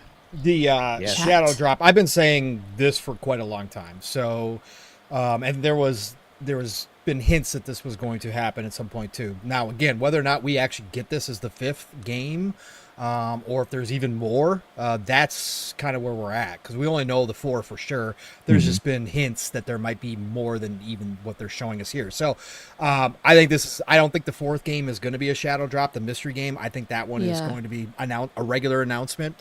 But what could be, if there's something extra there, is Final Fantasy 16 for me, and it has been. I think it makes perfect sense to shadow drop that at a Dev Direct. Square Enix is now seemingly, just like Atlas, become best friends with Xbox, right? So once they flip that switch, it's like, oh, we're going to be at everything. Last year it was Visions of Mana. First time ever at we've only had a couple Dev Directs, but that was a Dev Direct where we got a third party show up, where everybody just thought the Dev Directs were only for first party studios. Suddenly Square Enix is there with Visions of Mana announcing that game, which was awesome to see. So I think Square showing up, because I thought they were going to be on the stage at the last showcase, and obviously they didn't have that necessarily Eastern section that they normally do. But I think that every time they have an opportunity to showcase their new partnership with Xbox, to expand their fan base out, to make it real for everybody, not like like people have a hard time committing to games, and especially to franchises, when you don't know if that game's going to show up on your favorite piece of hardware, like it has been with Xbox and Square Enix. So I think they want to make this like, no, we're like, you're getting everything we possibly can give you and more. So here's Final Fantasy 16, ready to rock and roll. We've wanted to do this for a long time. Shadow drop after the show. Go play Final Fantasy 16. I think it would be massive. It'd be a cool surprise to even potentially start the show out with that announcement and then roll into the regular Dev Direct, or end it either way. But yeah, Final Fantasy 16 has been my guess for a very long time. I love it. I love this one. Hopefully it's not a Tencent game. Dope. Yeah, so I don't think it'll be Final Fantasy, and the reason I don't think it will be because it's already an established game. So it would definitely not be that box, because we already know about it. No. I'm going off script that it's not that box. Right. Yeah. And then since it's a developer direct, do we really need to have a developer dialogue about that? I think we kind of already know everything about it, right? Short time, so I'm not show sure. off like Xbox Series or enhancements or something. I don't know. You know what I'm saying? Or yeah, so it'd have to be something interesting that would be useful as far as a developer direct, right? So I would think, look, if for that box, by the way, Square Enix does fit as a developer. That does have 11 characters. But there are other games, so like it could be a Dragon Quest. It could be something else that we don't know. Dragon Quest was already Right. announced. That's the only reason why that one doesn't fit. So if it's announced, then that's out. Yeah. Kingdom Hearts has also already been announced, so that's out. There's Final Fantasy Tactics. There's been rumors of Final Fantasy Tactics making a return. Yep. That's been out there for a while. I mean, what other? I mean, there's been a ton of names thrown out there. And it's supposed to be a legendary yeah, IP, right? Legendary. right. Castlevania, another one that hasn't been around for a long time. Ninja Gaiden, The another developer one. of that would be who then, right? So Right, if it's correct. maybe a third-party developer that's working with them, maybe that's the thing, right? We don't know. The studio name is 11 characters, maybe, right? Maybe. Like Epic, Yeah. it could be just throwing us off. They could be throwing us Yes.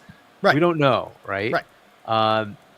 It could be the one that like would be interesting is going back to Team Ninja with Ninja Gaiden or something like that, right? Right. Because that was something That's that was established before. Certainly legendary IP, right? Something like that could be interesting. Konami, you're right. It could be one of the many potential Konami ones, and they're looking to come back in a big way, right? So, so that could be a potential. I don't know who else could it like. I mean, it could be Dead or Alive. It could be Namco coming back with Dead or Yeah. Alive. New fighting game. Fighting games are all the rage right now again. That genre Yep. has exploded. So Dead or Alive would be huge here as well because a lot of people have been clamoring for it. Soul Calibur. Could it be a another one. Sega Could game? be But Soul like, Calibur. Soul Calibur would be freaking fantastic. yeah, and there's so many options here. But again, if the 11 characters are a whole, then we have to kind of figure out who's the developer, and that becomes the headache, right? So, but New yeah. Ace So Combat? yeah, it's always a possibility, right? There's plenty of Sega games, by the way, right? And any of Yes. those, because there was a lot of Persona 6 association could be here. of Xbox, right? Yeah, exactly. There's just so much association of Xbox and Sega, especially in the early days, right? So this could be some of the, and they're trying to revive their old IPs, right? So it could be one of those that we just don't know about. So that could be something. There's so many options. I like the mystery of it because like I don't Yes. know. It's And fun. like I want It's to fun see as what the hell. reveal is gonna be, right? And is there gonna be a fifth game? I love that you know, part this- of it. People shy away Right? from it. They're like, don't talk about it. Let it be a surprise. I'm like, no, let me guess. Let me guess what it could be. Let me have my fun. Exactly. Yep. So- And then we'll see if you're right or wrong. Yeah. One of the games that's been kind of rumored is Oblivion is ready to go. There's an Yep. Oblivion remake. That could be the fifth game. You know, certainly we could talk to the developers. But the thing that is interesting to me there is this rumor of it being in UE versus Correct. Creation Engine. UE And I think 5. that would be fantastic to Mhm. get into with the developer. Like, what did it take? How did you get there? Right? What was the transition like going? Was from there anything Creation Engine- lost from creation? Yeah, exactly. Right? What happened? How did you have to redevelop some of this stuff in UE? Right? Like that would be so cool to understand. Right? That would be the developer part of it. So I would love to have that. I don't know, but we'll see. But as far as the other games, I assume everybody's happy with seeing Expedition 33. Oh, Mhm. yeah. Yeah, Pong, and tell me, then- are you excited about that? Because it does have the turn-based thing, but I don't know if you like that kind of turn-based or you like the more Nope. the RTS type one. That Maybe. is my number one hype game out of this show. Yeah, So, it's beautiful. absolutely Sandfall. I want to see more from that team just because I saw their reactions when it was announced at the showcase last year, and that gets me always really happy and excited when I see devs for the first time showing off their new IP, and this is their first IP from their studio. This is a lot of talent from Ubisoft. This is a lot of X talent from Ubisoft, and just the blend of what I grew up with traditional JRPGs being brought over to a French type of mythology with this team, and then on top of it they throw in the action mechanics where you can parry and dodge, and that's going to grant you bonuses, all that kind of stuff, and just the gorgeous environments that they already showed off. I can't wait to see the behind the scenes because Tina Meany, I always shout her out, best hire that Xbox has had, probably maybe ever. Tina Meany and her team that she's developed there have just done wonders for the marketing side of Xbox. But what they do nail is getting that look into the studio and giving us the real humans behind some of these games. And I can't wait to see the Sandfall. I want to meet some of these Sandfall creators and see what they are thinking about when they're making this game. So yeah, that's my most hyped game for this show. Yep, easy. Nice.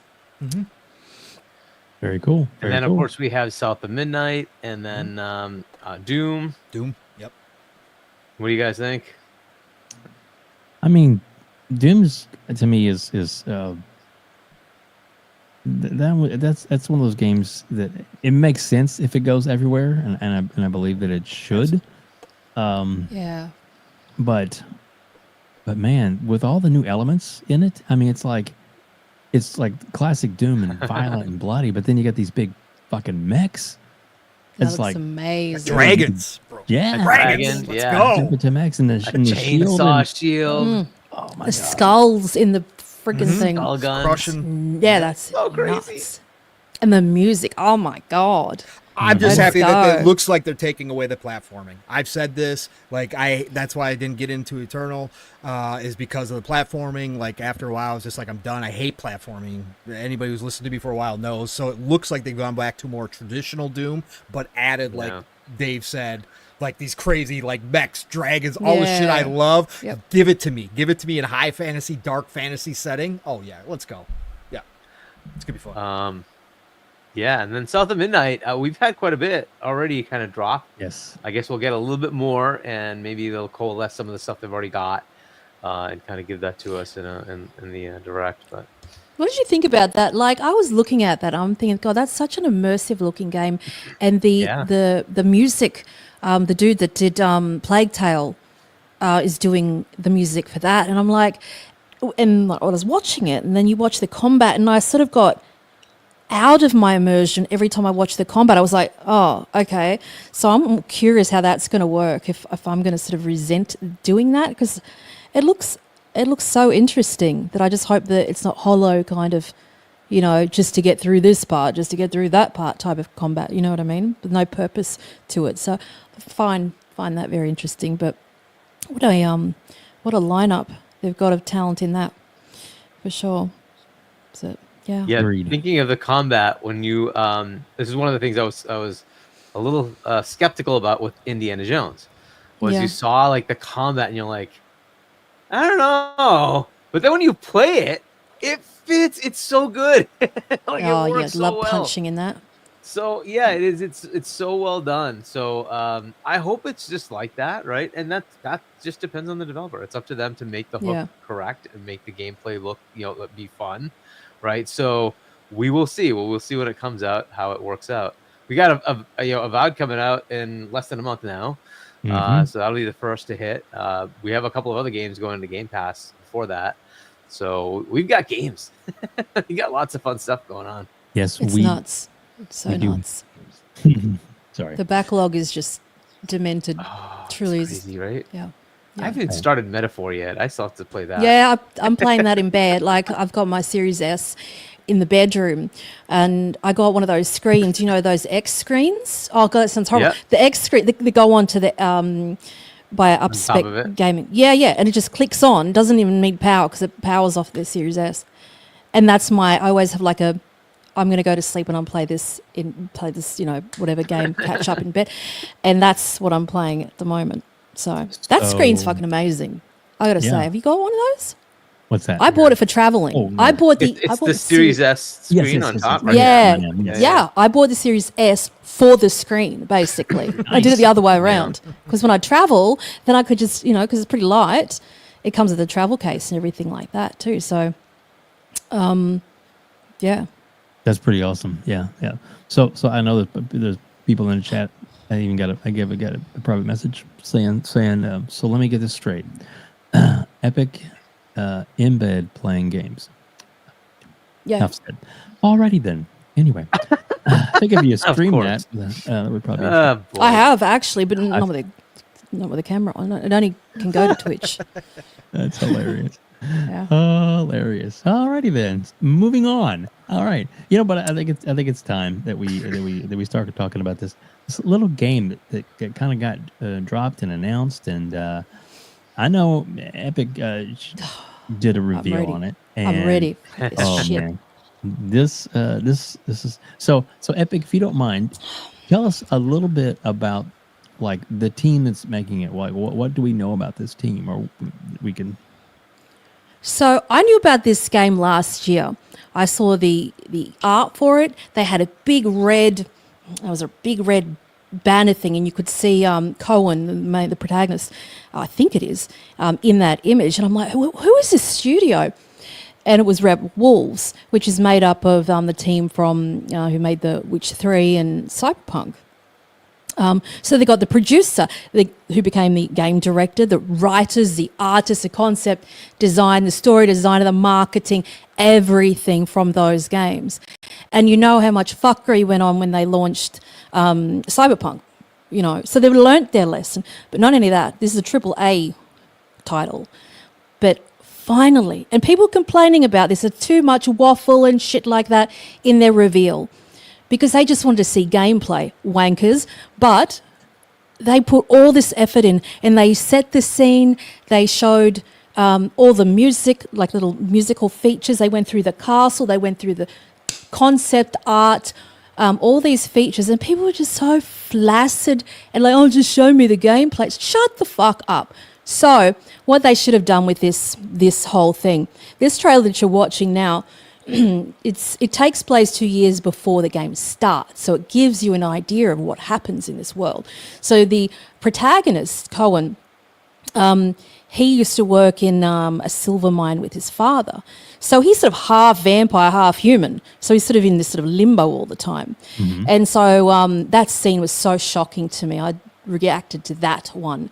And so the evil guy, the vampire guy, he brings life back to his little sister. Her name's Lonka.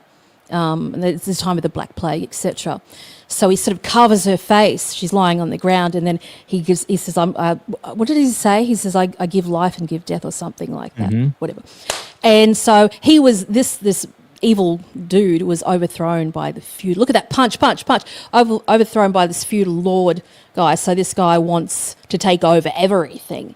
But this guy, now you might be interested in this, Hargeet. The writer of this, if you don't know, he has a book that's being launched, I believe, because he's an author too. That's what I said in one of the clips. I said, thank God, finally, we have writers, because I think that's what every fucking game has been missing, is writers, like author type of things. So you imagine how many amazing games you would have if you had writers behind all of this stuff. So this guy that's done all of the writing for this is actually he's published many books, but he's releasing a book called, and it's a space thriller called Inner Space, and about American and Russian astronauts trapped together in an international space station as war breaks out in Ukraine. And life support, I'm just reading this off, life support functions begin to fail in this action-packed debut techno thriller that ripples with tension and danger of Solaris. And anyway, so this dude is balls deep in writing, and with that presentation you could see how much they gave a shit about this fucking game, because I think it went for about an hour. I think the whole presentation went for an hour, and I was so offended that their takeaway was, just show us the gameplay. Just stop. They did show a tiny bit of gameplay, but they should have launched this reveal as the story behind this title, the story behind, this game. So it didn't confuse idiots that just wanted to see some hack and slash, vampire thing. But in this vampire world, because obviously they had to overcome shit like Redfall, the concept design with the teeth of this, dude, that's why wacky teeth, is that as the vampires evolve over time, they get more teeth, right? And they can rip their tooth out and stab their, victims through the heart, etc. But it's on a 30-day, 30-night cycle. So they call it a sandbox narrative where you're on a timer, basically, and that's not something to go, oh, yuck. It's that your choices have weight to them. It's not just some, landscape that you're just meandering through. So you can explore if you want. It won't tick off any time.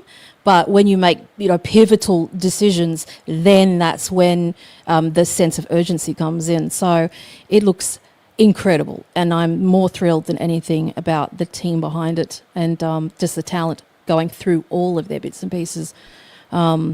Just nuts. So that's a big one. I don't know when it's been in development for only 2 years, I think. So yeah, I'm pretty that's excited for it. And I tell you what I really enjoyed was I could tell that you were super excited for this, and it shows in the description and everything. And when we talked about it, about it coming out, and then I was going to add it to the thumbnail, and you were like, yes. So yeah, and that's, people really rouse on me for not being so like vocal at the time, but if you watch, like some people are just like so immersed in what's going on. You can see in their eyes how interested they are in watching reveals and stuff without having to sound like a fucking clown. So I was like, wow, just trying to take everything in this. And I thought they were going to kill the girl. I was shocked. I was like, what the fuck? Oh my God. But yeah, they did not do that. yeah, Really, but exactly. So Pong, what do you think about this trailer, man? Did you get to see it yet? Oh yeah, of course I did.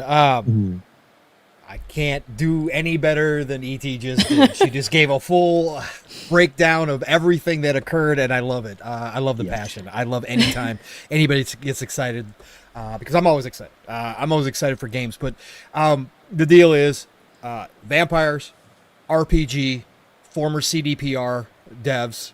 I'm sold. The dev studio name, Rebel Wolves. I mean, hey, this is a cherry on top. We don't get enough vampire games. This is one of the underutilized monsters. I think they're tough for people to do. As ET said, it's refreshing to hear somebody who has an author background actually working on the story. That helps a lot. And again, coming from CDPR, even some of the devs there, some of them are going to be mission developers that worked on whether Cyberpunk or Witcher 3. That gives me the utmost faith in this type of project coming as the first project from a new studio. Again, that's a lot of risk. They're taking on a big first game here. Like, this is not a small game. I did read some of the stuff, and I'm glad ET brought it up as far as the time in the game goes, because a lot of people did have a problem with the time lapse situation. But they said, they made it clear, like she said, unless you're running the main missions, your side missions and that kind of stuff, your exploration is not going to tick off that time, so you're good. That'll be up to you to move the time forward, and you will know that that's going to move the time forward. So, and give purpose to your experience and your journey. And like they said, no two experiences are going to be the same. And they also said that to survive, you have to sort of feed, and you could end up, auto killing your best friend and things like that. So it's not just an empty experience where, like I said, you just wander around like, it's beautiful. It has consequences. I always love, that's my biggest thing with RPGs, is that give me the consequences. Give me the choices. Give me the consequences. I love that. And again, CDPR does this fantastically. So again, everything I saw, the world, the environments, the artistic direction that they're taking, the way the vampires, again, they brought some of the tropes into it, which again, I am more than okay with. I don't get sick of tropes, especially good ones like glowing eyes in the night and all that kind of stuff. So I cool. love that. I love that. The tooth thing, I did not read that. So ET, that you gave me something new, that the older they get or the more powerful they get, the more teeth they get. That is so dope. That is a great concept. Yeah. I love that. So yeah, I'm excited for this. Can't wait to see more. Let them cook. We got plenty to play, but this will be high on my list as soon as we know when this thing's dropping or coming close to coming out. And I can't wait for that next reveal, maybe where we get a little bit of a dive into the actual gameplay. But yeah, this is your summertime, I think it is. They did say that. They did say that. Yep. Because I've talked about this. Well, might be at the Xbox Showcase.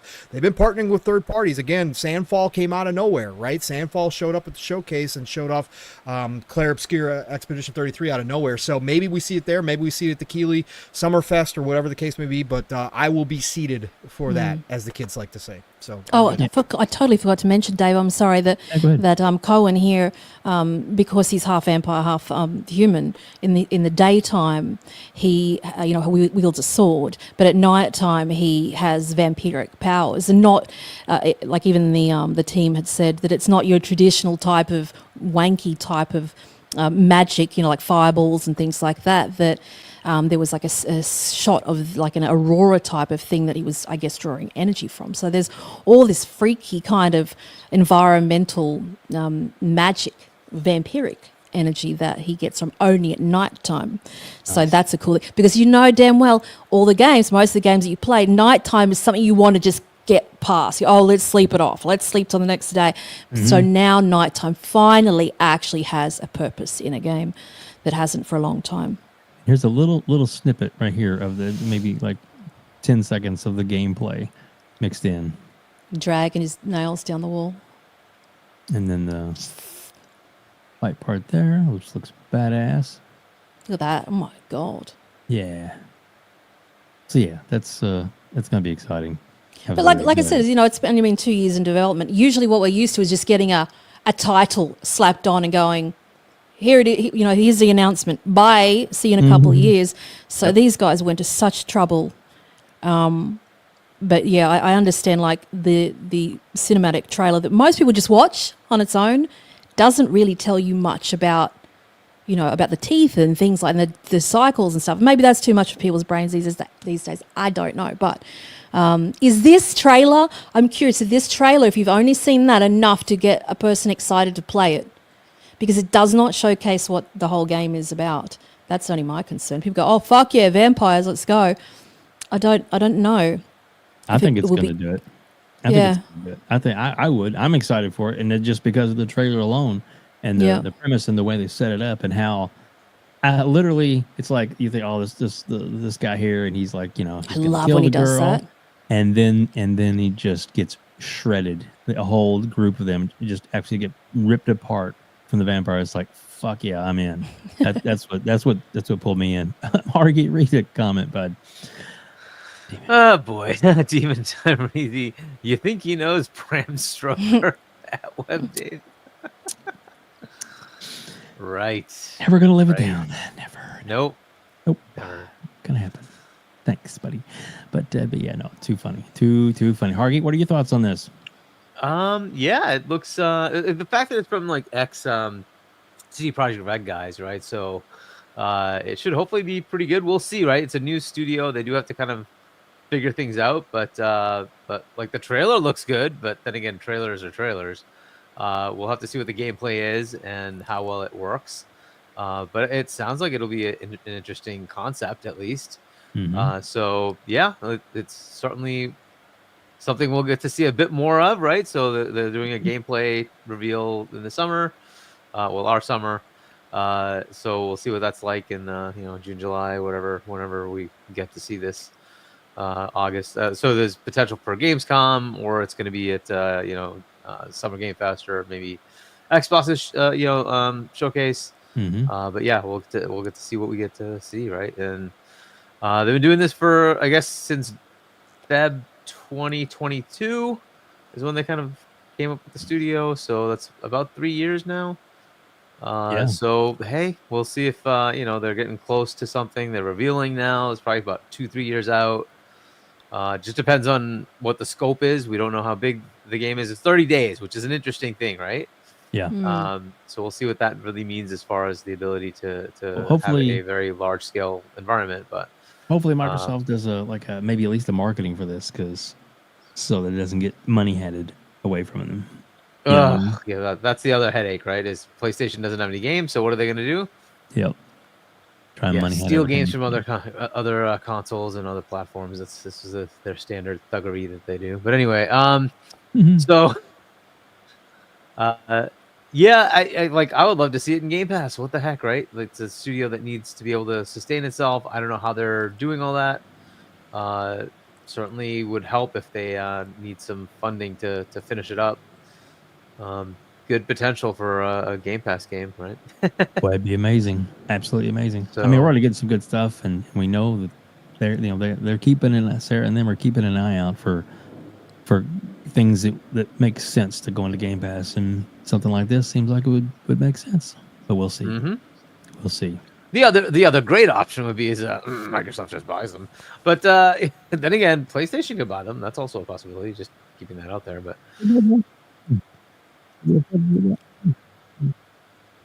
But either way, yeah, summer reveal. We'll see. Yep. Exactly. Exactly. And of course, like we all said, the new administration starts tomorrow, and is that gloves If off they for Microsoft? drop that stupid case, that Yep. would change things quite a bit. But we will see what they do. We will see. I don't know what happens. We'll see. Yeah. So welcome out to the over 360 people that are here joining us right now on YouTube and on X and even on Twitch. So yeah, we got over 118 people watching us on X, over 250 watching us on YouTube, and 1 watching us on Twitch. So thank you all so much for being here. Greatly appreciate you guys very much. If you are in the YouTube and you want to become a channel member, it's only $1. That's it. That's all. Just $1, and it gets you access to all these amazing emojis, as well as the special one which we have for this episode, which is Epic's emoji. Yeah, so we put all those in and have fun. So have fun with the chat and stuff. But this, of course, it's just on YouTube. But yes, just $1 if you want to do it. Really helps out a lot. And of course, we greatly appreciate each and everybody for being here. And I guess we're gonna kind of jump to our final topic, just to kind of to let us go. But it's going to be a game reveal, a console reveal that we finally have proof of concept for real. So yeah, Proof of life. Yeah. Proof of life. Proof of life, yeah, exactly. Yeah. So Hargey, we'll start with you first, and kind of get your thoughts on the system and where they're going, and what do you think about this? Yeah, I mean, it basically is just getting ahead of some of the, well, I guess it's really just catching up to all the leaks, right? They basically told us all this stuff already. I think they pushed this out early because they just had no choice because too much stuff has already been leaked. So they put out a little teaser that shows you sort of somewhat what the console is, right? Mostly just like a exterior view. You get a little snippet of things here and there. And then they show a little bit of gameplay for the next Mario Kart, right? Overall, I'm a little disappointed in the reveal because I just wanted more, to understand more what's happening. And then they could have done a better job of showcasing what it gives you beyond the current Switch. But look, to be fair, this is just a teaser. Usually, in a reveal, you have, this is the teaser, then they talk about it, right? They didn't do the talk about it. So this is really just the reveal, teaser, and then we are waiting for the rest. And I believe it's April 2. We're supposed to get the rest of this stuff, right? So we'll finally, find out more about it. And we don't know about the specs. We have a lot of leaked rumors, which I will leave at rumors because we don't know. Right. For all those who think they should talk about it, I'll just remind you of this nice little thing that happened. You don't want to get into flopflation and mistakenly assume it's going to do stuff it's not going to do. So, the leaks say some things which are pretty cool, but until they confirm it, we'll just leave it at that. As far as the reveal being something that shows us the hardware, it's bigger. Obviously, that's cool. That's basically the majority of what we got. We got the backwards compatibility. Physical and digital, that's awesome. All right, that's confirmation, physical and digital backwards compatibility. And so there might be some games, just like with the other consoles, where peripherals might be needed, like the Labo or whatever, right? That won't work. Okay, fine. But the majority of our games should come forward. That's awesome. Beyond that, we don't know much, right? There's this potential that the Joy-Con can be used as a mouse. Potential. Again, it's just a guess, though. We don't know. There's an additional USB-C. Okay, what does that mean to me? I don't know. We don't know. None of this is actually detailed out, right? So it's very minimal. But again, it's a revealed teaser. Fair enough. We now know officially it's there. We know what the form factor is. I think this is more so that now you have the ability for third parties, whether they're accessory makers or game developers, to finally talk about their version of the game for Switch, so that can be kind of just put out there now. Hey, this is going to be coming as well. Date of release to be announced or whatever, right? So I think that's what this needed to be. They needed to kind of get ahead of all the leaks that were happening. There's a lot of unknowns, right? We hear rumors that they have better Joy-Con. The joysticks are better, so they don't have drift. We'll see. We'll see all these things. They still have yet to be confirmed. None of this stuff is really, set in stone yet because we just don't know. So that's kind of what I got from this. It's minimal. It's 2 minutes. The reveal for Mario Kart wasn't all that great. I think it could have, been a more like here's 8, here's 9, and here's what we did. They didn't do that. It was really just a couple of teaser, clips of Mario Kart running. Okay, cool. That's it. That's all we got. And fair enough, right? We're really waiting for the full reveal to get more in depth, to get a bit more about why. What is it about this that's going to make it better than the Switch 1, right? It certainly will be. Obviously, it's going to be better, right? We just have yet to see that. So I think that was kind of the little disappointment for me. Is if you're going to show any game, then show me, here's the Switch 1 versus Switch 2. That is going to probably be on both, right? That game is likely going to be cross-gen. And it's like, well, Switch 1, this is what it looks like. Switch 2, that's what it looks like. Another thing they didn't do is go to 4K yet for the stream. It's a 1080p video, which, look, to be fair, both Xbox and PlayStation have the same problem as they were going to the PS4 Pro and the Xbox One X. They kind of had to upgrade and say, oh, yeah, we kind of need to show you the 4K version because, that's where you're going to see the fidelity because that's what these boxes are delivering. So I guess this will not be like full 4K, but it will be 4K. And it's like it's going to be above 1080, right? And if that's going to be the case, you need to have a stream that's going to be above 1080 as well, right? So you need to show the video in 4K so that we can see the differences. So these are little things that they just have to kind of learn and get better, and hopefully they will, right? So that's kind of the stuff I wanted to see launch lineup. We don't have any of that, but we will get there. It's a teaser. All of this will go away in April when we see the full thing, right? And then we'll get to be all excited about it. But right now, it's like, okay, this is all you gave me. Dang it! All right, fine. Yeah. You think there'll be a release date and price at that? At April, I think so. I think they're gonna tell, because they're gonna have you pre-order right then, and once you have the pre-orders up, it's gonna have a release date, right? So, I think that's they usually kind of do something like that, right? So I think that's gonna be what they do in April, like June or something. You reckon they would? Maybe. Yeah, I mean, there's supposedly a tie-in to PAX East, which is in May, and they moved PAX East. Usually it's in March. They put it in May because of a Nintendo tie-in.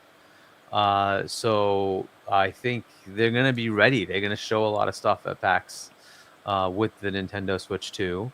So I think that's right. And then it's probably in that right after that time frame, June, July. It's going to come out. That'd be my guess. It would be freaking awesome if it was out before June showcase, so I could have it when I travel out to LA for the June showcase. But yeah, we'll see. We'll see what they do. Yeah, pretty exciting stuff for sure. So, Epic, what are your thoughts on this? I'm not a big Nintendo fan at all. I've never really gotten into it at all, but I don't know. I guess they did have to push it out early and just show people something. It was weird about the date, though, because so many people were confused about that just because it's, Americanized, where it's got the month first, where most to the rest of the world have it the other way around, So some people go, oh, gosh, it's not far away now. It's like, no, it's April. But I don't know. Yeah, it was a bit of a flaccid thing, but I mean, I don't know if that would even bother people that love Nintendo anyway. They're going to get it anyway if it's an upgrade. So I don't know. I don't know that world well enough to sort of comment, I think. Yeah, that's fair enough. Yeah. The thing I'm excited about, though, is the backwards compatibility, and it definitely said that's going. So your existing library, for the most part. You'd hope so, though, wouldn't you? That would be a bit weird if they didn't do that, wouldn't it? Yeah. Well, like I said, there's a few things that would be, some accessories that actually utilize the joysticks, and now these new joysticks are bigger, so that means they wouldn't fit for playing it on this system. So I don't know. So, like I said, there's definitely some things that definitely wouldn't work, but a lot of things that seem like it would. So which would be good. I get that. So how does this, if it is a mouse, how does that work with these systems? Do you browse or is it like a, you know, like what is the purpose of having that as a mouse? 'Cause I don't know how these things work. So I can use them. Yeah, So no, it's- If I had to showed- guess, Go like ahead. there's a Mario Maker yeah. lets you create levels. That would be nice to have a mouse, right? And then you can kind of Alright. just drag and drop pieces. Yeah. There's like Mario Paint, things like that, where you can just use that thing as a mouse. Ah, that's very Right. cool. Yeah, If it and is, there yeah. might even be like a quote unquote actual mouse accessory you could maybe use as well. If it works with it. You never know. Hargit, we got a member chat real quick. Yeah, BT Maverick 707, member for 7 months. Do you guys think Nintendo will do the Sony patented anti-consumer next-gen enhanced upcharge to some of their back catalog of games? Thank you and love you guys. Yes, 100% they will. That's absolutely 100% will do that. There'll be a remaster of everything. They're allowing backwards compatibility, which is awesome. So your games will just come with you. But guaranteed they'll be like, if you want the upgraded visuals, you want to get the remastered version of Tears of the Kingdom or Breath of the Wild or Super Mario Odyssey or whatever game you want to play. They're going to do that. They're 100% going to do that. It's Nintendo. They make you buy the same game 12 times. Yeah, true that. So Pong, what are your thoughts on this device? You gonna get one? The first time since the Super Nintendo. Yes, not this year, but next year once I get stuff in real life settled and situated. Yes, this is the first time since the Super Nintendo that I'm actually even interested in owning a Nintendo device. My kids have owned Nintendo device and whatever. I've been around them, but I personally haven't since the Super Nintendo because of the backwards compatibility. And it's not because of their first party titles. For anybody who doesn't know, I have zero interest in Zeldas. I have zero interest in Marios. I could care two shits about any of them. So for me, I will Metroid Prime 4. I do have interest in. That is one of the franchises I do like. But for me, it's the third-party stuff that we don't get anywhere else that I am interested in, like Fire Emblem, like Xenoblade Chronicles from Monolith Soft. Those are the ones that I've missed out on that I look at and go, oh, man, I really wish I could play them. So, yes, I do believe that this will be the first time that I am going to find a way to buy that. I like the reveal. I understood people's frustrations with it. Obviously 3 months away. The talk was this was to allow third parties to start talking about games that they're going to be putting on the Switch too, because obviously there's probably going to be more games than they have time to announce at a Nintendo Direct. So you got to let these companies, especially the smaller companies. There's a good example, Mouse PI for Hire, a game that I'm really looking forward to. It's got that old, you guys probably seen it, Yeah, first it person looks shooter. cute. Yeah, Yeah. it was in the old time black and white cartoon It's style. like it looks like that inky in the bendy in the ink machine style of art, doesn't it? Yeah. Yes, in the old classic Mickey Mouse style too. Yeah, Like it's cute. it's so cool. But that got announced instantaneously. Like they were ready. Like they put it out there that they're coming to Switch too. So I think that's probably a part of this. On top of, like Hargeet said, there was so many leaks. It was the worst kept secret in history, and then it was not only that. Once they said that, oh yes, we are going to announce the successor soon. Well, then all of a sudden, all the peripherals and people had 3D mock-ups of the thing. It was okay. Come on, guys, let's just show this thing off. So, but I love that it actually looks like a grown-up device and not a freaking toy. I don't know why Nintendo fans Amen. think everything needs to look like a toy. I hate that. Go buy the skins. There's going to be tons of skins for this thing. You guys can have your blue and red looking. I just can't stand that. So when they came out the black, I was like, oh, that's kind of dope. And I like the muted blue and the muted red that almost looks like pink sometimes if you look at it. Yeah, I love that color. It's beautiful. I think it looks great, and it looks fantastic. So I'm really excited for that. I still need to know that these are Hall joysticks. I mean, again, That's the I'm rumor. going to be. I hope, but again, everybody's saying this is an LCD when it should be an OLED out the gate at this point too. But it's not, because Nintendo does things cheap because they want to make money on everything. They want to make the most money on everything. So, but beyond that, this is going to be a dock device for me 95% of the time. I'm just not a mobile guy. Never have been. Yeah. Maybe down the road something will change, or I find myself using it more in that way. But just initially, this will be a dock device. So I do need to see what the games look like on a big screen. Not just a monitor, but an actual big screen, 55 plus inches. I need to know how good this DLSS, that obviously NVIDIA is great at it, but how good the hardware combined with the NVIDIA's tech is going to make that look on my big screen. If it's passable, that's all I really need, because I've seen the Switch on big screens and it's terrible. Mav has gone on timeless rants about this, about how he hates it. So that's the only real last selling point I need to hear from Nintendo. I did have questions about the little asterisks and about most games will be backwards compatible, kind of leading into what Hargeet was just talking about and what ETS or what somebody in the chat asked about.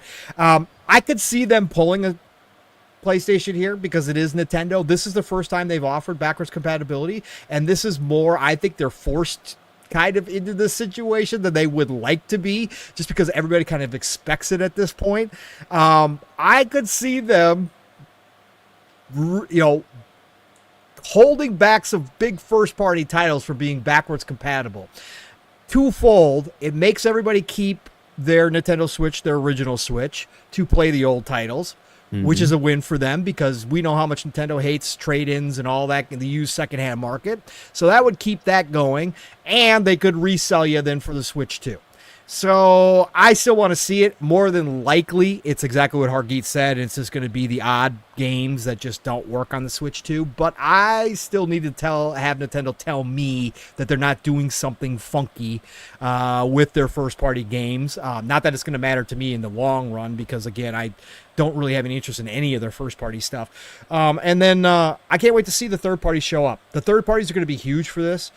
This is finally a system that's going to be able to play a lot of the PlayStation 4 and Xbox One generation games that never made it to Switch, including some current-gen games as well, depending on the tech. I can't wait to see how the Nintendo fan base, who traditionally has only purchased first-party stuff, but really some of that is because they haven't gotten a lot of the good third-party stuff, how they respond to that. Because everybody knows with a new system, everybody likes to show off their system. And again, Doom the Dark Ages launching on the Switch 2 would be massive if it's after, obviously, or within the launch window. If they got Doom the Dark Ages ready, like, that would be huge for the Switch 2. Just games like that, I can't wait to see how people react and how the fan base picks up on it. Yeah, man, this is exciting times. I don't care if I'm not interested in hardware, no matter who it is. I still think it's great for the industry because it does create an extra level of buzz. And this year is already jam-packed. So throwing the Switch 2 is just, a tanker truck full of gasoline on an already burning bonfire at this point. So this is going to be fun to watch, and watch the madness as people rush to get pre-orders. We've heard Nintendo say they were kind of holding off to try to stockpile as much as they could because they didn't want to have a problem with scalpers. They want to make sure that everybody that wants one gets one. We'll see how close they get to that. But this is going to be a gigantic deal. And then potentially GTA 6 in here as well. Like, what a year for the industry. Yeah. My God. So, yeah, I can't wait to see April 2nd what Nintendo's going to tell us about this machine. I'm really hyped. Yeah, me too. Yeah. I'm pretty excited. Go ahead, Hargeet. Yeah, and just to clarify, they have done backwards compatibility, by the way, the GameCube to Wii and the Wii to Wii U. The Wii to Wii U. Yeah, I think I did remember that. You are correct there. I didn't remember the GameCube, though. Yep, you could play GameCube disc in the Wii. Okay. Did not know that. Okay, that was me. All right, then. That's fine. Where is that coming from? I don't know. Must be epic. What? That's interesting. What did I do? Did you? No, maybe not. Somebody was like, I don't know, playing some laughing. Doing the laughter track. No, it wasn't me. Wow, that was not me either. And I have spooky. No audio is open. That is hilarious. Alrighty then. Weird. Anyway, So yeah. All right. So. Oh, Jay, wait, do that. Gamer by choice, $2. Pong, I'm with you. Nintendo died to me in the 90s. Yeah. Once I became a Sega kid, I was done with Nintendo. I was done. I would go over to my buddy's house and play. My buddy was a big Nintendo fan. Like, I was around it. I played it. But, man, if they bring back Star Fox, oh, my God, I'm going to be super excited. Holy shit. It's interesting you don't like Zelda or, like, Mario, like the top franchises like ever. Nope. But, there's a billion other games when I see those characters, like, I'm not those haters. Like, I don't go, oh, that's shit. Like, I understand their place in history. Like, they'd be on my Mount Rushmore. Like, it's just like, I'm not that dude. But I see those games, and there's 1,000 other games that I'd rather play than touching either one of those at any point. Like, it's just not AA games. Like, there's just no question for me. It just has zero interest. The stories don't interest me. The characters don't interest me. Nothing about them do. So It's not Yeah. about the stories; it's about the gameplay. But yeah, and I don't care about the gameplay either. Gameplay, I get platformer Mario, bullshit. No way. 3D, nah, I'm done with that. Zelda, Wow. a million more RPGs I'd rather play. and you don't like platforming though, right? I hate that's- platformers. Yeah, I hate Yeah, platformers. yeah. Well, there you go. There you go. Well, like I said, that's why they make so many different fucking kind of games, because there's a lot of different kind of gamers out there. And that's Exactly. amazing. Right. Yep. You know, so there you go. The only thing I will throw at it is the reveal that it came out like this week, like showing the trailer or whatever, to kind of get that out there that we know it's coming. I'd be interested to see if, and they may not do this because, you know, but like when, quote unquote, when they revealed the Doom game, right, at this developer direct, you know, where they come up at the end and say available on PlayStation, available on, you know, Switch 2. Maybe that could be one of the. Mav and I reasons why they broached wanted this. to do it. I brought this up PM with the PM this week, Web. Whether or not he thought that we would see the directs move away from just being an Xbox only event per se, Mhm. and allow for the games to be actually have those markings at the end. It's a curious question, because there's no question they're going full Yeah. on with this. So I mean, it's cat's out of the bag. Well, So- or maybe at least if it's at, all right, so the developer direct happens, and then it's like, it doesn't say that. Hey, Fonz, Right. welcome out, buddy. But say like they drop the trailers after the show, and then those Yeah, have Those all have- the markings on them. That could be a possibility too, to kind of keep Absolutely. it separate, but still make it, you know, so that Nintendo people know, oh, this is coming, and all that kind of stuff. So that's just a thought, just a last little thing I thought it would throw in there.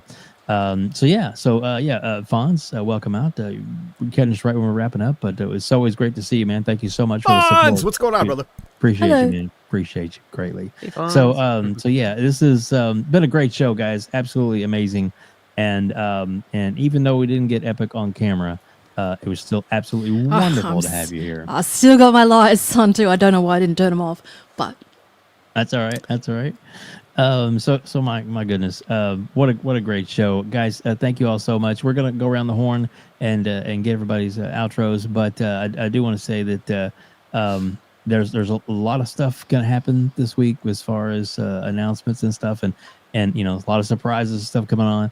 And I know Pong, and I want you to talk about it, and of course Epic, I definitely want you to talk about it. I think are both going to be doing some live streaming, or at least some coverage of that day. Not live coverage, at least PM and a PM is that night, right? Yeah, So you guys Mav will will be doing co-stream that day, so I'll be joining. Okay. I got to work that day, so there's no way to get But out. you'll at least be talking about it on PM and PM PM. and PM. Right? Oh yeah, gosh, that's gonna be the whole shred it- show. Shred it Let's up, go. yeah. So and with that said, the weekend, so a week from tonight, we are going to be dissecting it completely. I'm sure a lot of other shows are going to be covering it, but we are going to have Mav from Fun Speculations going to be here, which is going to be awesome. We are going to have Kay Asante from the Gaming Circle podcast is going to be here, as well as Mr. TTS himself. Dirk Griggity is going to be here, as well as me and Hargeet. So it is going to get spicy. It's going to get wild, and you do not want to miss our hot takes on that show next week. So please, everybody, join us. Mark your calendars. Make sure you're here. And with that said, I want to go up and start in the corner. Pong, so please tell everybody where they can find you, where they can reach out to you, all the shows you're going to be on, and all that kind of good stuff. And thank you so much for being here, man. First and foremost, always just humbled and honored with any invite from any shows. But Dave, I love what you guys do here. Obviously, always have. Just glad I could make it tonight. That's going to get tougher and tougher as this year goes on. But I'm just glad I could make it here tonight to be able to obviously discuss things, because these shows are my therapy for real life, just like video gaming is. They are escape.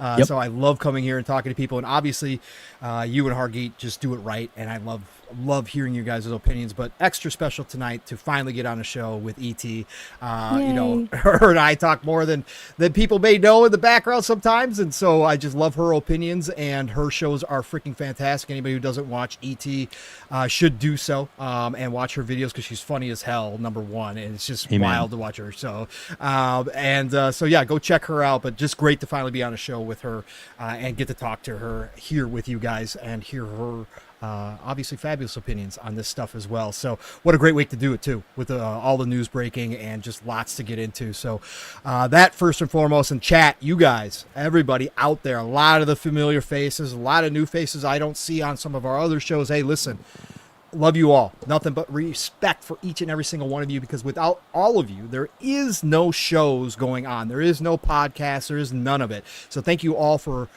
joining us, number one, but number two, and most importantly, giving us your most valuable commodity that you own, which is your time.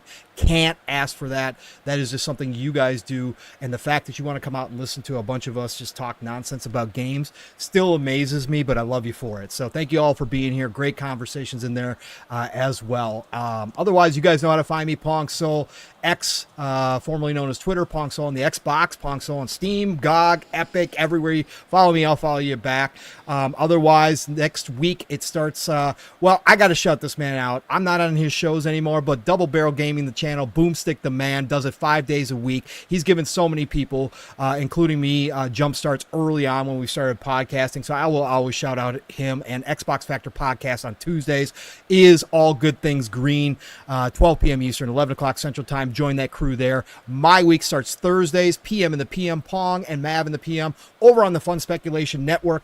Next week, 7 p.m. Eastern, 6 o'clock Central Time. And like Dave said, we are going to just be talking about the Dev Direct, I'm sure, unless something else big breaks. Obviously, we'll cover that too. Mav is generous on Thursday nights. I get to take the lead chair, which is rare for me. So that is always fun. So join myself and Mav Thursday night for PM in the PM, and then Friday night we are back at it over on the Fun Speculation Network for Xbox Ultimate, where the family gets together. Sometimes it's 3 of us. Sometimes, like last week, it's like 7 of us, 6 of us. We had Dirt who dropped by, which was awesome.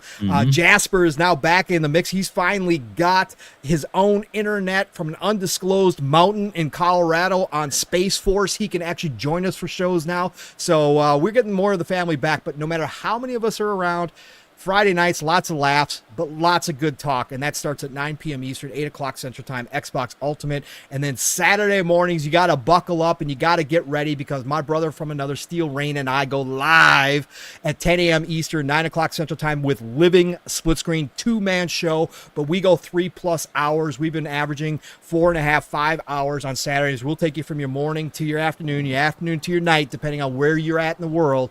But we get the chat involved. The chat dictates a lot of our conversation on Saturday mornings. We talk a ton of gaming. It's never formulated, and you just get lots of big opinions. And like I said, the chat, we go sideways. We will tackle topics that you won't hear on other shows ever, because Steele and I have that kind of rapport, and we've built a community over there that respects it, and we have normal conversations about sometimes touchy subjects that not everybody will get into, but we love everybody who joins us. So Saturday mornings, 10 a.m. Eastern, 9 o'clock Central Time, Living Split Screen. Shop Podcast is still on hiatus. PTK is going to let us know when we're back, but that's on hiatus right now on Saturday nights. So that's it for me. It's golden age of gaming, people. Been saying that since I started this podcasting. It's come to prove true in my brain. It has. This is the best time ever to be a gamer. I've never had this much games to play. I got games sitting on ice for years right now. So get out there, play what you love what you play, and I'll talk to you all real soon. Thanks, Dave. Amen. I got to play this, Pong. A few moments later. Yes, sir. I've been famous since the moment, and that was my most famous thing since I started, was my log outros, man. I love it, though. I love it. Hargee, can you read that for me real quick? Oh, shit. What I do, I cleared it off like a dumbass. Here we go. Well, first, Fonz had the question of ET. Yeah. Short for Epic Treasure. Yep. All right. Demon Time, Reezy, $2. Say it with your chest, Hargee.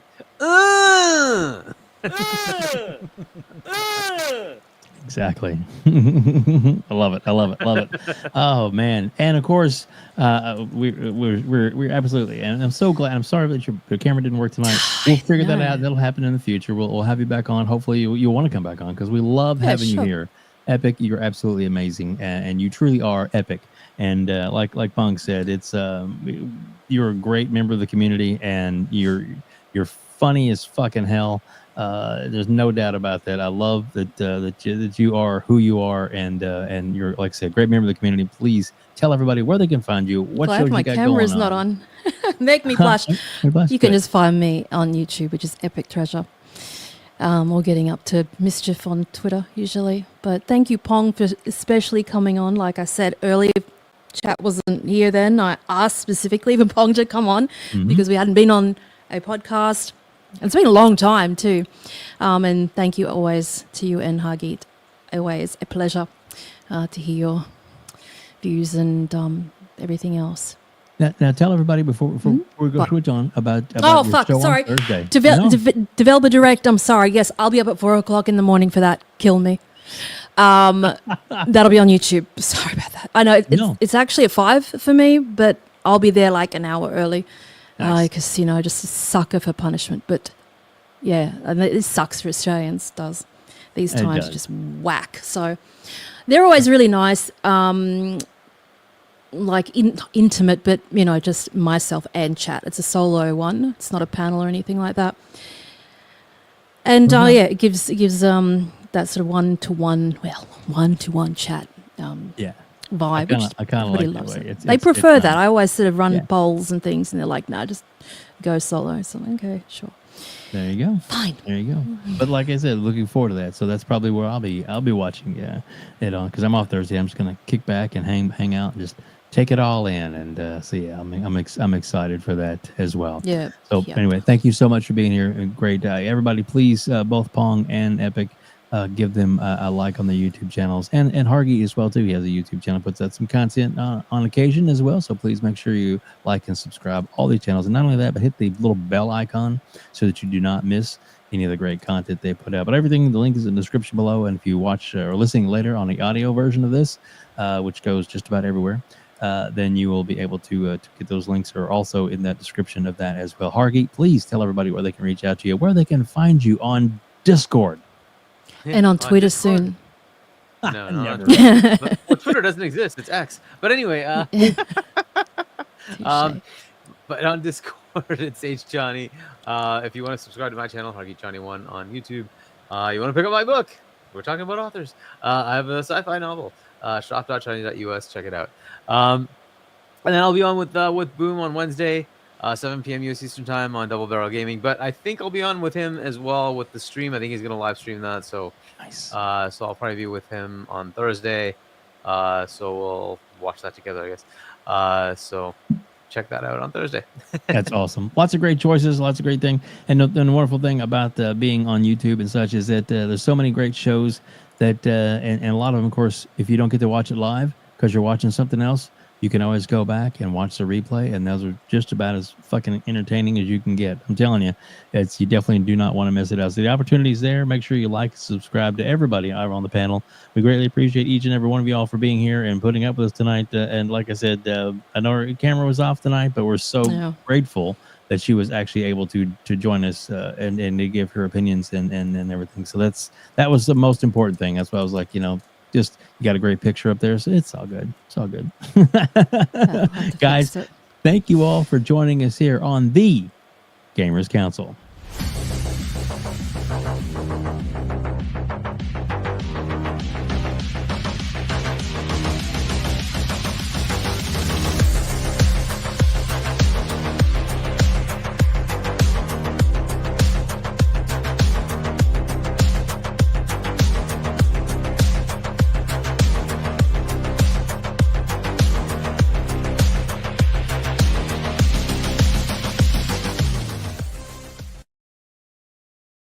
Game over.